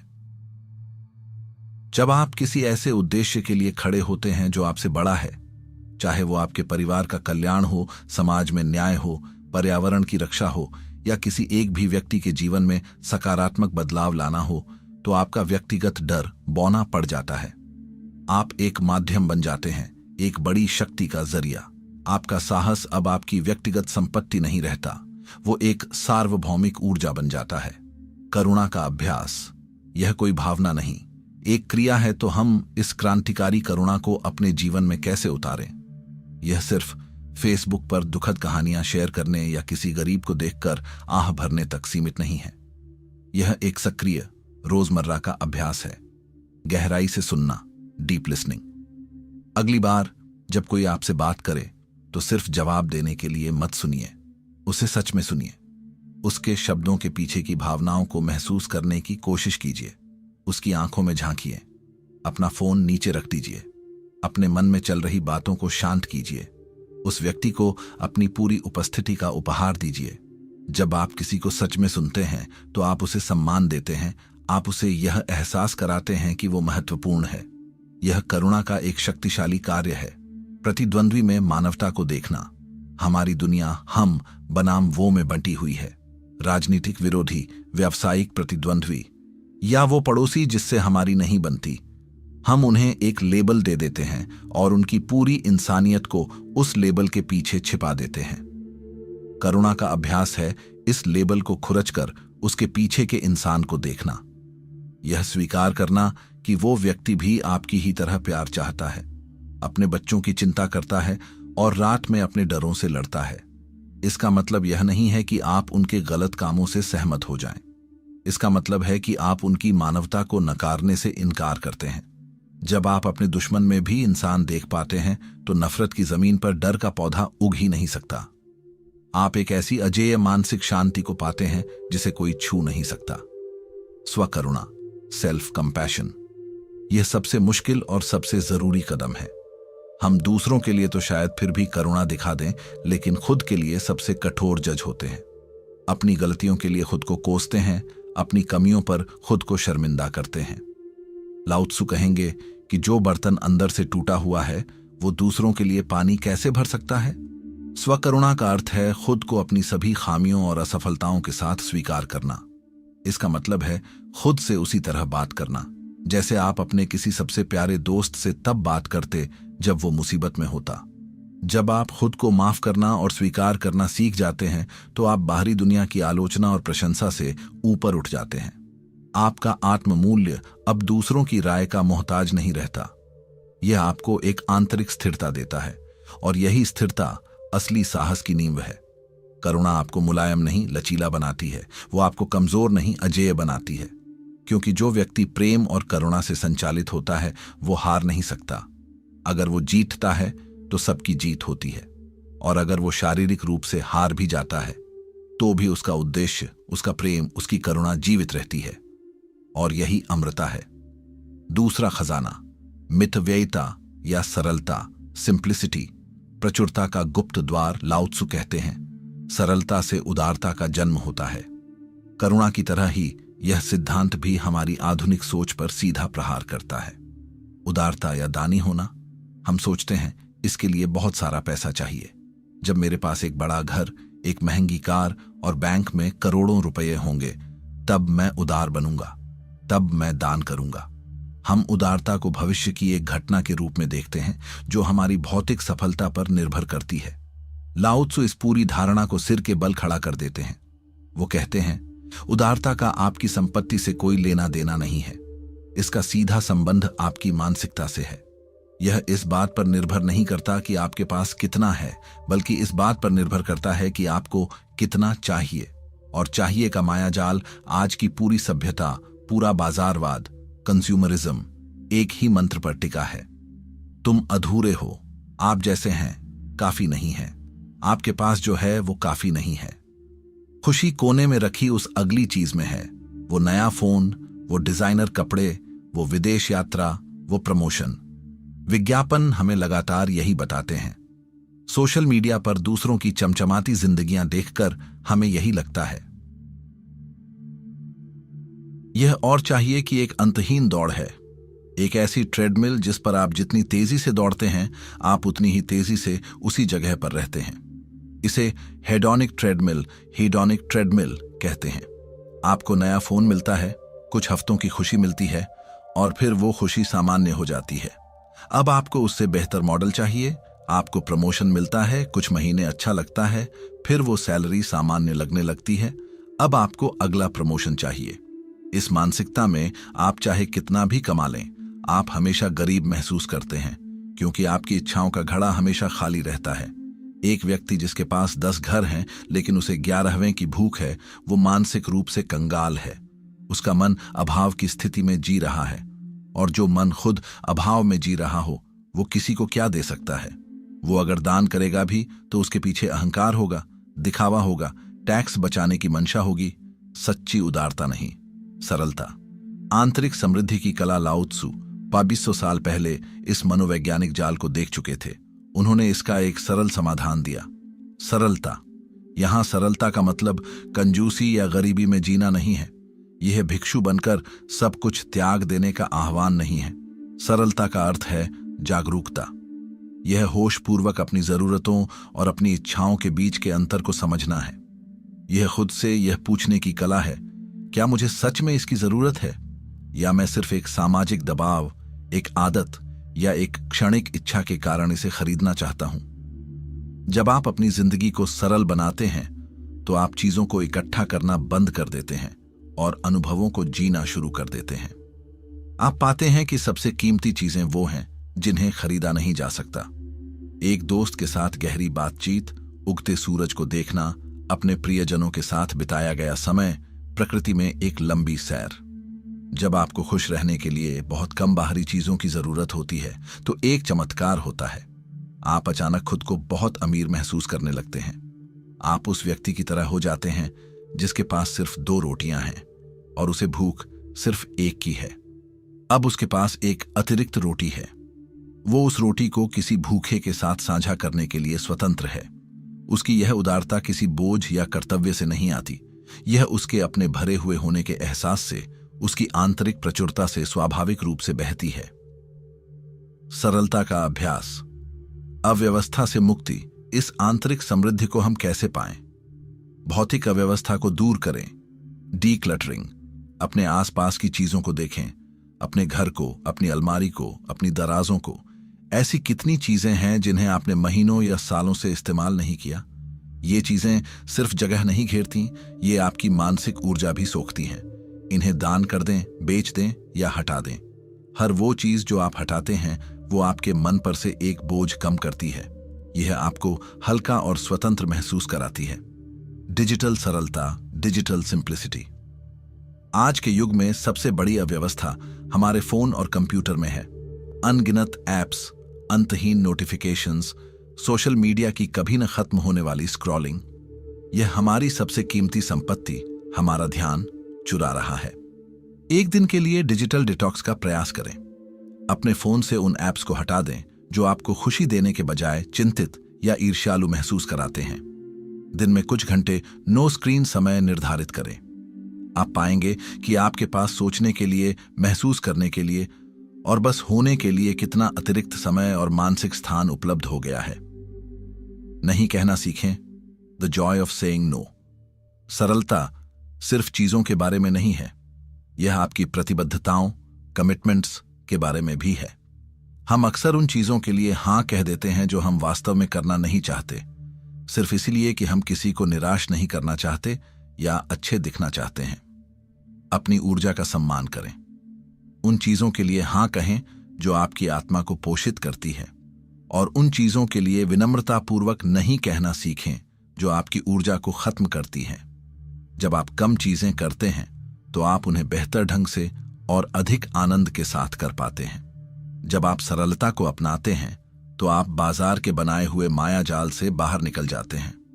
आप उस झूठी दौड़ से मुक्त हो जाते हैं जो आपसे कहती है कि आप अपूर्ण हैं। आप पाते हैं कि आपके पास पहले से ही वो सब कुछ है जो आपको खुश और संपूर्ण रहने के लिए चाहिए। और इस आंतरिक पूर्णता के एहसास से उदारता एक विचार या एक कर्तव्य नहीं रह जाती, यह आपका स्वभाव बन जाती है। आप अपना समय, अपनी ऊर्जा, अपना ध्यान, अपना प्रेम और हां, अपना पैसा भी खुशी खुशी साझा करते हैं, क्योंकि आप जानते हैं कि देने से आप कम नहीं होते बल्कि और भी ज्यादा हो जाते हैं। तीसरा खजाना, विनम्रता, ह्यूमिलिटी। नेतृत्व का सर्वोच्च स्वरूप। लाओ त्सु कहते हैं, विनम्रता से नेतृत्व का जन्म होता है। यह शायद तीनों में सबसे क्रांतिकारी विचार है। हमारी दुनिया में नेतृत्व की छवि क्या है? एक शक्तिशाली सीईओ जो ऊंचे मंच से आदेश देता है, एक करिश्माई राजनेता जो हजारों की भीड़ को संबोधित करता है, एक जनरल जो अपनी सेना का नेतृत्व करता है। इन सभी छवियों में एक बात समान है, लीडर सबसे आगे होता है, सबसे ऊपर होता है, स्पॉटलाइट में होता है। लाओ त्सु इस पूरी छवि को ध्वस्त कर देते हैं। वो कहते हैं, सच्चा लीडर वो नहीं जो खुद को सबसे ऊपर रखता है, बल्कि वो है जो खुद को अपने लोगों की सेवा में सबसे नीचे रखता है। पानी का दर्शन। नेतृत्व का प्राकृतिक नियम। लाओ त्सु प्रकृति से अपनी सबसे गहरी उपमाएं लेते हैं। नेतृत्व को समझाने के लिए वो पानी का उदाहरण देते हैं। पानी का स्वभाव क्या है? वो हमेशा नीचे की ओर बहता है। वो हमेशा सबसे निचले स्थान की तलाश करता है। वो किसी से लड़ता नहीं, किसी से टकराता नहीं। अगर उसके रास्ते में कोई चट्टान आ जाए तो वो उससे लड़कर उसे तोड़ने की कोशिश नहीं करता, वो बस अपना रास्ता बदलकर उसके पास से निकल जाता है। और फिर भी दुनिया में पानी से ज्यादा शक्तिशाली और जीवनदायी कोई तत्व नहीं है। अपने इसी नीचे की ओर बहने के गुण के कारण छोटी छोटी धाराएं मिलकर नदियां बनती हैं और सारी नदियां अंत में महासागर में विलीन हो जाती हैं। महासागर महान क्यों है? क्योंकि वो सबसे नीचे रहना स्वीकार करता है। वो हर नदी का स्वागत करता है बिना किसी भेदभाव के। सच्चा लीडर पानी की तरह होता है। वो ज्ञान, शक्ति या अधिकार के अहंकार में ऊपर नहीं बैठता। वो अपने लोगों के बीच उतरता है, उनकी सुनता है, उनकी जरूरतों को समझता है और उनकी सेवा करता है।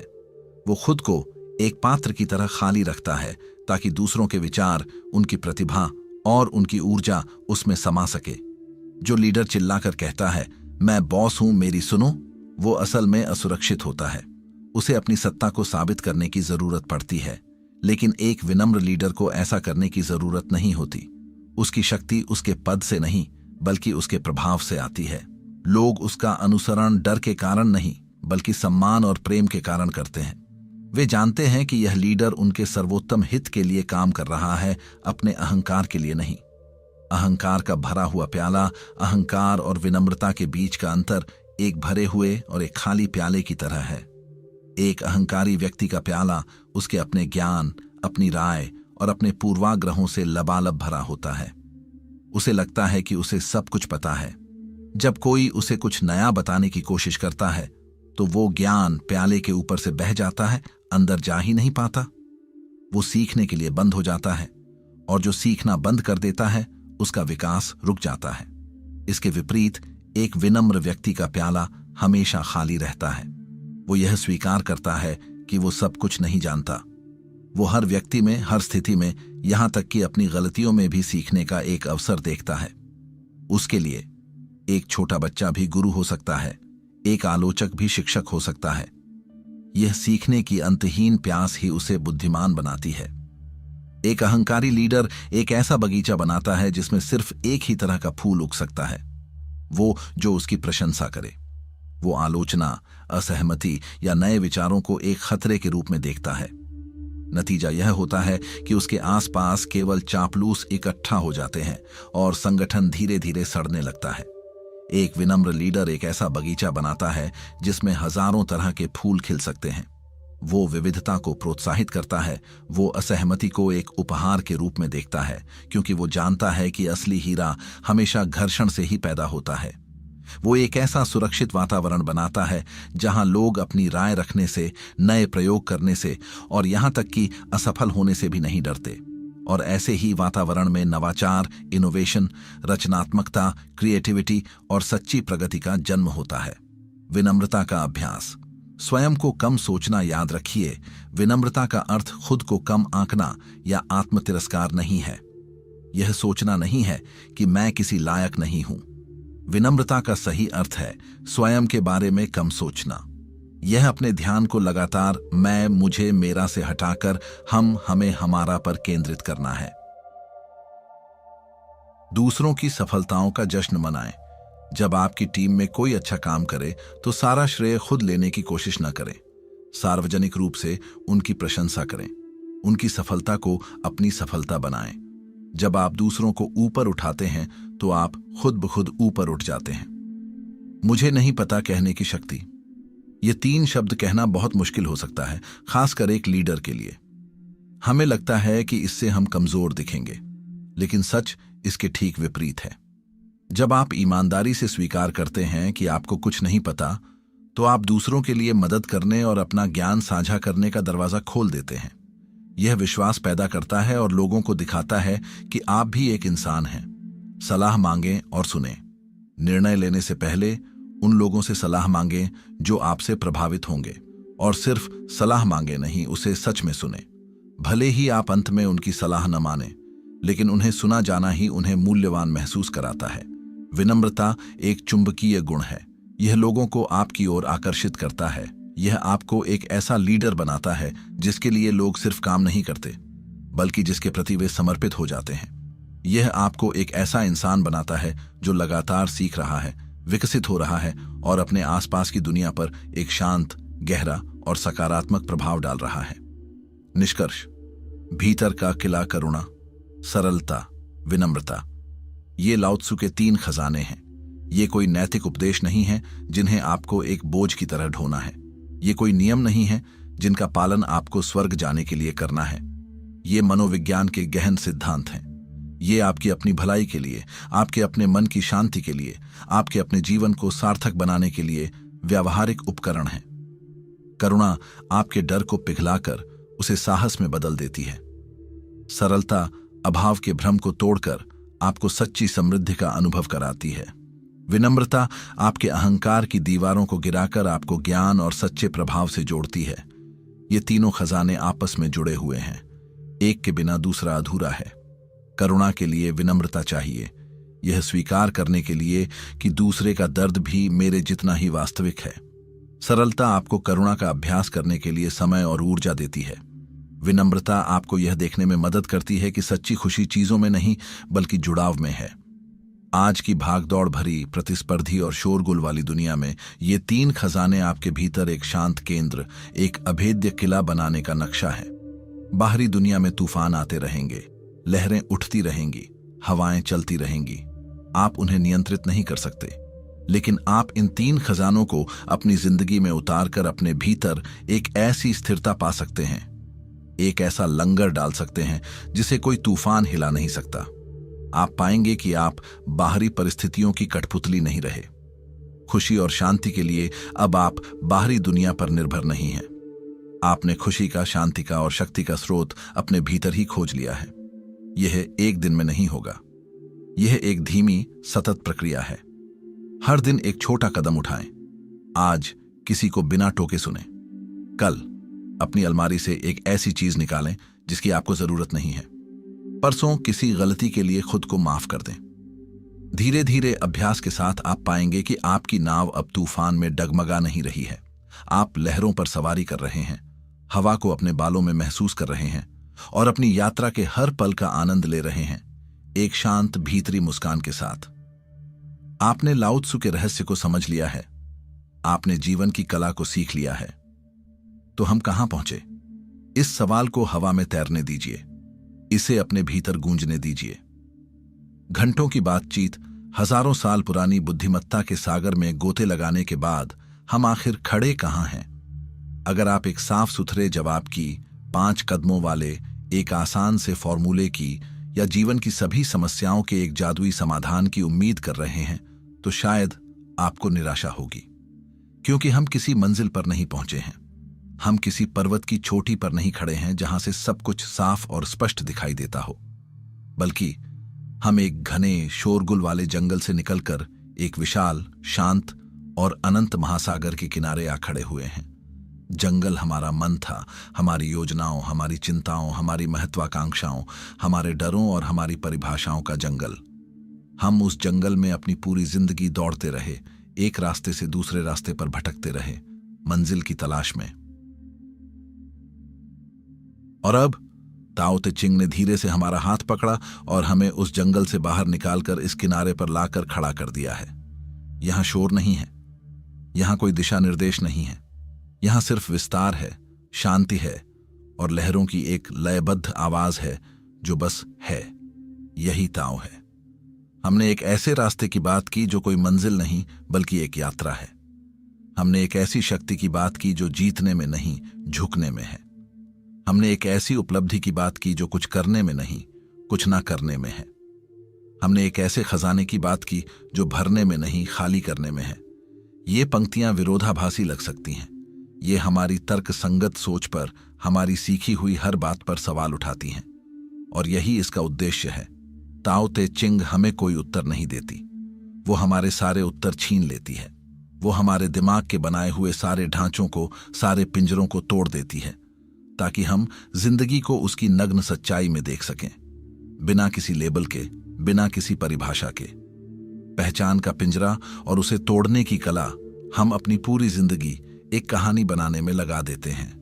मैं कौन हूं की कहानी। हम इस कहानी को लिखने के लिए लेबल इकट्ठा करते हैं। मैं एक डॉक्टर हूं, मैं एक मां हूं, मैं सफल हूं, मैं असफल हूं, मैं अच्छा हूं, मैं बुरा हूं, मैं हिंदू हूं, मैं मुस्लिम हूं, मैं अमीर हूं, मैं गरीब हूं। ये लेबल हमें सुरक्षा का एक झूठा एहसास देते हैं।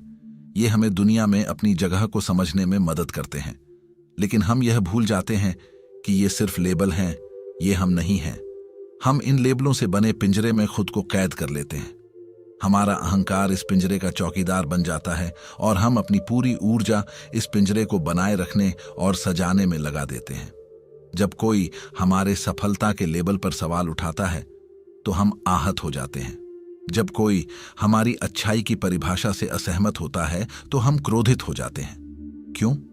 क्योंकि हमें लगता है कि वो हम पर हमला कर रहा है, लेकिन वो हम पर नहीं, हमारे बनाए हुए पिंजरे पर हमला कर रहा होता है। लाओ त्सु एक सौम्य बुद्धिमान मित्र की तरह आते हैं और इस पिंजरे के दरवाजे पर धीरे से दस्तक देते हैं। वो इसे तोड़ते नहीं हैं, वो बस हमें दिखाते हैं कि दरवाजे पर कोई ताला है ही नहीं, हमने उसे बस अंदर से बंद कर रखा है। वो हमें उस कहानी से मुक्त होने के लिए आमंत्रित करते हैं जिसे हम इतनी शिद्दत से पकड़कर बैठे हैं। वो कहते हैं, तुम डॉक्टर नहीं हो, तुम चेतना हो जो डॉक्टरी का अनुभव कर रही है। तुम मां नहीं हो, तुम प्रेम हो जो मातृत्व के रूप में प्रकट हो रहा है।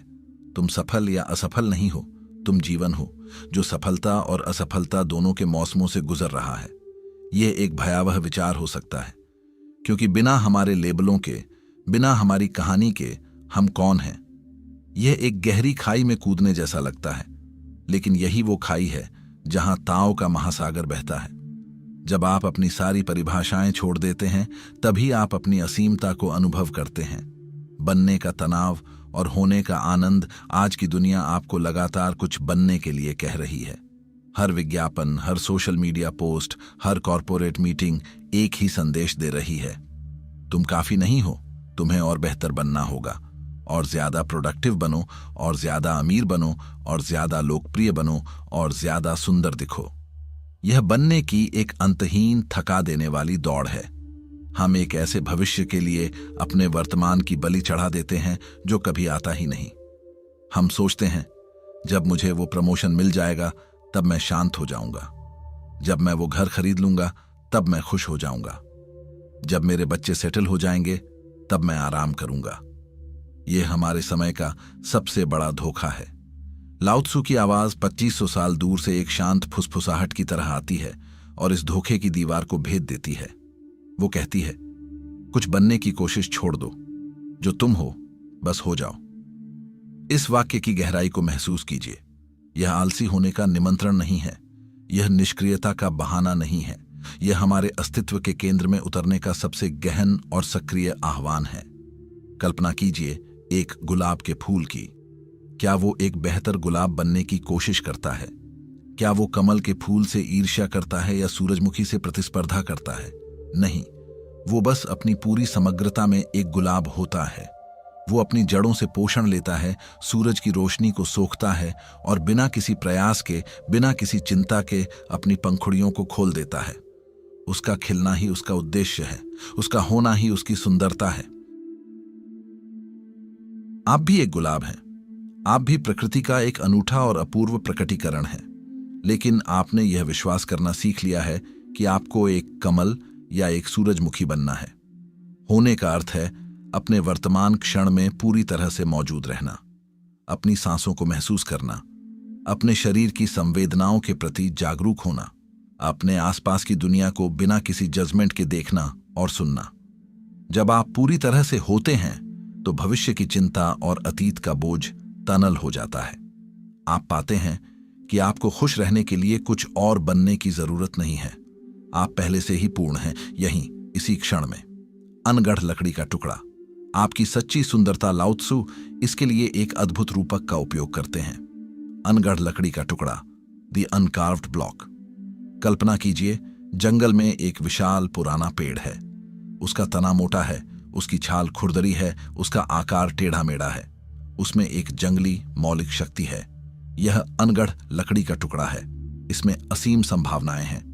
इससे एक मेज बन सकती है, एक कुर्सी बन सकती है, एक मूर्ति बन सकती है, या इसे जलाकर आग भी सेकी जा सकती है। इसकी शक्ति इसकी अनगढ़ता में है। अब एक बढ़ई आता है। वो अपनी छेनी और हथौड़े से उस पर नक्काशी करना शुरू कर देता है। वो उसे एक सुंदर उपयोगी कुर्सी में बदल देता है। अब वो लकड़ी का टुकड़ा एक कुर्सी बन गया है। उसने एक पहचान पाली है, उसने एक उपयोगिता पाली है, लेकिन इस प्रक्रिया में उसने अपनी बाकी सारी संभावनाएं खो दी हैं। अब वो एक मेज नहीं बन सकता, वो एक मूर्ति नहीं बन सकता, वो बस एक कुर्सी है। उसकी असीमता एक परिभाषा में सिमट गई है। आप जन्म के समय वो अनगढ़ लकड़ी का टुकड़ा थे, मौलिक, संभावनाओं से भरपूर, जंगली और स्वतंत्र। फिर समाज रूपी बढ़ई आया। आपके माता पिता, आपके शिक्षक, आपके दोस्त, आपका धर्म, उन्होंने अपनी अपनी छेनी और हथौड़ों से आप पर नक्काशी करना शुरू कर दिया। ऐसे बनो, वैसे मत बनो, यह सही है, यह गलत है। धीरे धीरे उन्होंने आपको एक उपयोगी औजार बना दिया, एक अच्छा बेटा, एक आज्ञाकारी छात्र, एक जिम्मेदार नागरिक। इस प्रक्रिया में कुछ भी गलत नहीं है। समाज को चलाने के लिए औजारों की जरूरत होती है, लेकिन समस्या तब शुरू होती है जब हम यह भूल जाते हैं कि हम औजार से कहीं ज्यादा हैं। हम अपनी उस नक्काशी को ही अपनी असली पहचान मान लेते हैं। हम अपनी जंगली मौलिक आत्मा को खो देते हैं। ताओ का मार्ग वापस उस अनगढ़ मौलिक स्वरूप में लौटने का मार्ग है। यह समाज को छोड़ने या एक विद्रोही बनने के बारे में नहीं है। यह अपनी भूमिकाओं को निभाते हुए भी भीतर से यह याद रखने के बारे में है कि आप उन भूमिकाओं से परे हैं। आप एक अभिनेता की तरह हैं जो मंच पर अपना किरदार पूरी शिद्दत से निभा रहा है, लेकिन भीतर ही भीतर जानता है कि वो सिर्फ एक किरदार है, वो असल में अभिनेता है। यह जागरूकता ही सच्ची स्वतंत्रता है। अभ्यास। ताओ को जीना, सिर्फ जानना नहीं। यह सब सुनने में बहुत अच्छा लगता है, लेकिन यह आसान नहीं है। हमारे अंदर सालों की कंडीशनिंग है, समाज का अथाह दबाव है और हमारे अपने अहंकार की मोटी जंजीरें हैं। लाओ त्सु ये जानते थे, इसलिए उन्होंने हमें सिर्फ दर्शन नहीं दिया, उन्होंने हमें एक अभ्यास दिया। ताओ कोई किताब नहीं है जिसे पढ़कर आप शेल्फ में रख दें। ये एक अभ्यास है, हर दिन हर पल प्रवाह के साथ एक होने का अभ्यास, जोर लगाना छोड़ने और भरोसा करना सीखने का अभ्यास। तो यह अभ्यास कैसा दिखता है? यह किसी मठ में जाने या घंटों ध्यान करने के बारे में नहीं है। यह आपकी रोजमर्रा की जिंदगी के छोटे छोटे पलों में जागरूकता लाने के बारे में है। अगली बार जब आप ट्रैफिक जाम में फंसें तो आपकी स्वाभाविक प्रतिक्रिया क्या होती है? झुंझलाहट, गुस्सा, हॉर्न बजाना, स्टीयरिंग व्हील पर मुक्के मारना। आप स्थिति से लड़ रहे होते हैं, उसे बदलने की कोशिश कर रहे होते हैं जो आपके नियंत्रण में नहीं है। यह जोर लगाना है। ताओ का अभ्यास। उस पल में लड़ने की बजाय बस रुकें, एक गहरी सांस लें, अपनी पकड़ ढीली करें, स्वीकार करें कि आप जाम में हैं। शायद अपने पसंदीदा संगीत को सुनें, शायद बस अपनी कार की सीट पर अपनी पीठ को महसूस करें।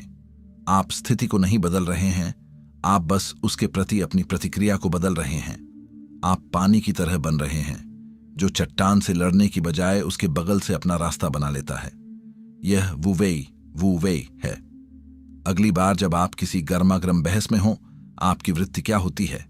अपनी बात को सही साबित करना, दूसरे की दलीलों में खामियां खोजना, बहस को जीतना। आपका अहंकार पूरी तरह से सक्रिय हो जाता है। ताओ का अभ्यास। जीतने की कोशिश करने की बजाय एक पल के लिए चुप हो जाएं और सच में सुनें। दूसरे व्यक्ति के शब्दों को नहीं, बल्कि उसके शब्दों के पीछे की भावना को सुनने की कोशिश करें। वो ऐसा क्यों महसूस कर रहा है? उसका डर क्या है? उसकी जरूरत क्या है? आप पाएंगे कि जब आप जीतना छोड़ देते हैं तो आप जुड़ना शुरू कर देते हैं। आप बहस नहीं जीतते, आप एक रिश्ता बचा लेते हैं। यह पानी का दर्शन है। अगली बार जब आपका मन हजारों विचारों से भर जाए, चिंताएं आपको घेर लें और आप अभिभूत महसूस करें, तो आप क्या करते हैं? आप और ज्यादा सोचने की कोशिश करते हैं, समस्या का समाधान खोजने की कोशिश करते हैं, अपने विचारों से लड़ते हैं। ताओ का अभ्यास। लड़ने की बजाय बस 5 मिनट के लिए सब कुछ छोड़कर खामोशी में बैठें। विचारों को आने और जाने दें, जैसे आकाश में बादल आते जाते हैं। उनसे चिपके नहीं, उन्हें धक्का न दें, बस उन्हें देखें। आप पाएंगे कि जब आप उन्हें जगह देते हैं तो वे अपनी शक्ति खो देते हैं। उस खामोशी में, उस खालीपन में आपको एक ऐसी स्पष्टता और शांति मिलेगी जो हजारों विचार मिलकर भी नहीं दे सकते। यह शून्यता की शक्ति है। अगली बार जब आप कोई अच्छा काम करें, किसी की मदद करें और आपके अंदर उसका श्रेय लेने की, सबको बताने की तीव्र इच्छा हो, तो क्या करें? ताओ का अभ्यास। उस इच्छा को देखें, उसे महसूस करें और फिर उसे जाने दें। चुप रहें। उस काम को एक गुमनाम उपहार की तरह ब्रह्मांड को सौंप दें। देखें कि बिना प्रशंसा के, बिना किसी बाहरी मान्यता के, सिर्फ देने का कार्य अपने आप में कितना संपूर्ण और आनंददायक है। जब आप श्रेय लेना छोड़ देते हैं तो आप अहंकार को भूखा मार देते हैं और अपनी आत्मा को पोषित करते हैं। यह अहंकार का विसर्जन है। ये छोटे छोटे कदम हैं, लेकिन हर कदम आपके भीतर एक नई मांसपेशी का निर्माण करता है। समर्पण की मांसपेशी, स्वीकृति की मांसपेशी, प्रवाह की मांसपेशी। शब्दों से परे का सत्य। अंत में लाओ त्सु हमें एक अंतिम, गूढ़ और सबसे महत्वपूर्ण बात याद दिलाते हैं। जो जानता है वो बोलता नहीं, जो बोलता है वो जानता नहीं। यह एक चौंकाने वाला बयान है, खासकर मेरे जैसे किसी व्यक्ति के लिए जो पिछले इतने समय से बोल ही रहा है। क्या इसका मतलब यह है कि मैंने जो कुछ भी कहा है वह व्यर्थ है? नहीं, इसका गहरा अर्थ है। लाओ त्सु कह रहे हैं कि असली ज्ञान, असली सत्य शब्दों में समा नहीं सकता। शब्द केवल संकेत हैं, उंगलियां हैं जो चांद की ओर इशारा कर रही हैं। लेकिन ज्यादातर लोग उंगली को ही देखते रह जाते हैं, वे चांद को देखना भूल जाते हैं। आप किसी ऐसे व्यक्ति को आम का स्वाद कैसे समझा सकते हैं जिसने उसे कभी चखा ही ना हो? आप कह सकते हैं यह मीठा है, रसीला है, सुगंधित है। आप कविता लिख सकते हैं, आप उसकी तस्वीर दिखा सकते हैं, लेकिन वो व्यक्ति आम के बारे में सब कुछ जान जाएगा, पर वो आम को जानेगा नहीं। जानने के लिए उसे खुद आम को चखना होगा। ताओ का अनुभव भी ऐसा ही है। यह एक बौद्धिक अवधारणा नहीं है जिसे आप समझकर अपनी ज्ञान की तिजोरी में बंद कर लें। यह एक प्रत्यक्ष जीवंत अनुभव है। मुझे उम्मीद है कि आज की इस चर्चा ने, इन सारे शब्दों ने आपको उस अनुभव की एक झलक दी होगी। शायद इन्होंने आपके मन में कुछ बीज बो दिए हों। शायद इन्होंने आपको उस महासागर की एक झलक दिखाई हो जो आपके अपने भीतर मौजूद है। लेकिन मेरी भूमिका, इन शब्दों की भूमिका यहीं समाप्त होती है। ये शब्द आपको उस आम के बारे में बता सकते थे, लेकिन वे आपको उसे चखा नहीं सकते। असली यात्रा तो अब शुरू होगी, जब आप इस ऑडियो को बंद करेंगे और वापस अपनी जिंदगी की आपाधापी में लौटेंगे। जब आपका बॉस आप पर चिल्लाएगा, जब आपका बच्चा आपकी बात नहीं मानेगा, जब आप ट्रैफिक में फंसेंगे, जब आप भविष्य को लेकर चिंतित होंगे, उन्हीं क्षणों में असली अभ्यास शुरू होगा। क्या आप अपनी पुरानी प्रतिक्रियाशील आदतों में लौट जाएंगे, या आप एक पल रुककर, एक गहरी सांस लेकर ताओ के प्रवाह को याद करेंगे? यह चुनाव हर पल आपका है। शोर में जवाब नहीं है। दुनिया जवाबों से भरी है, सलाहों से भरी है, गुरुओं से भरी है, और हर कोई चिल्ला रहा है।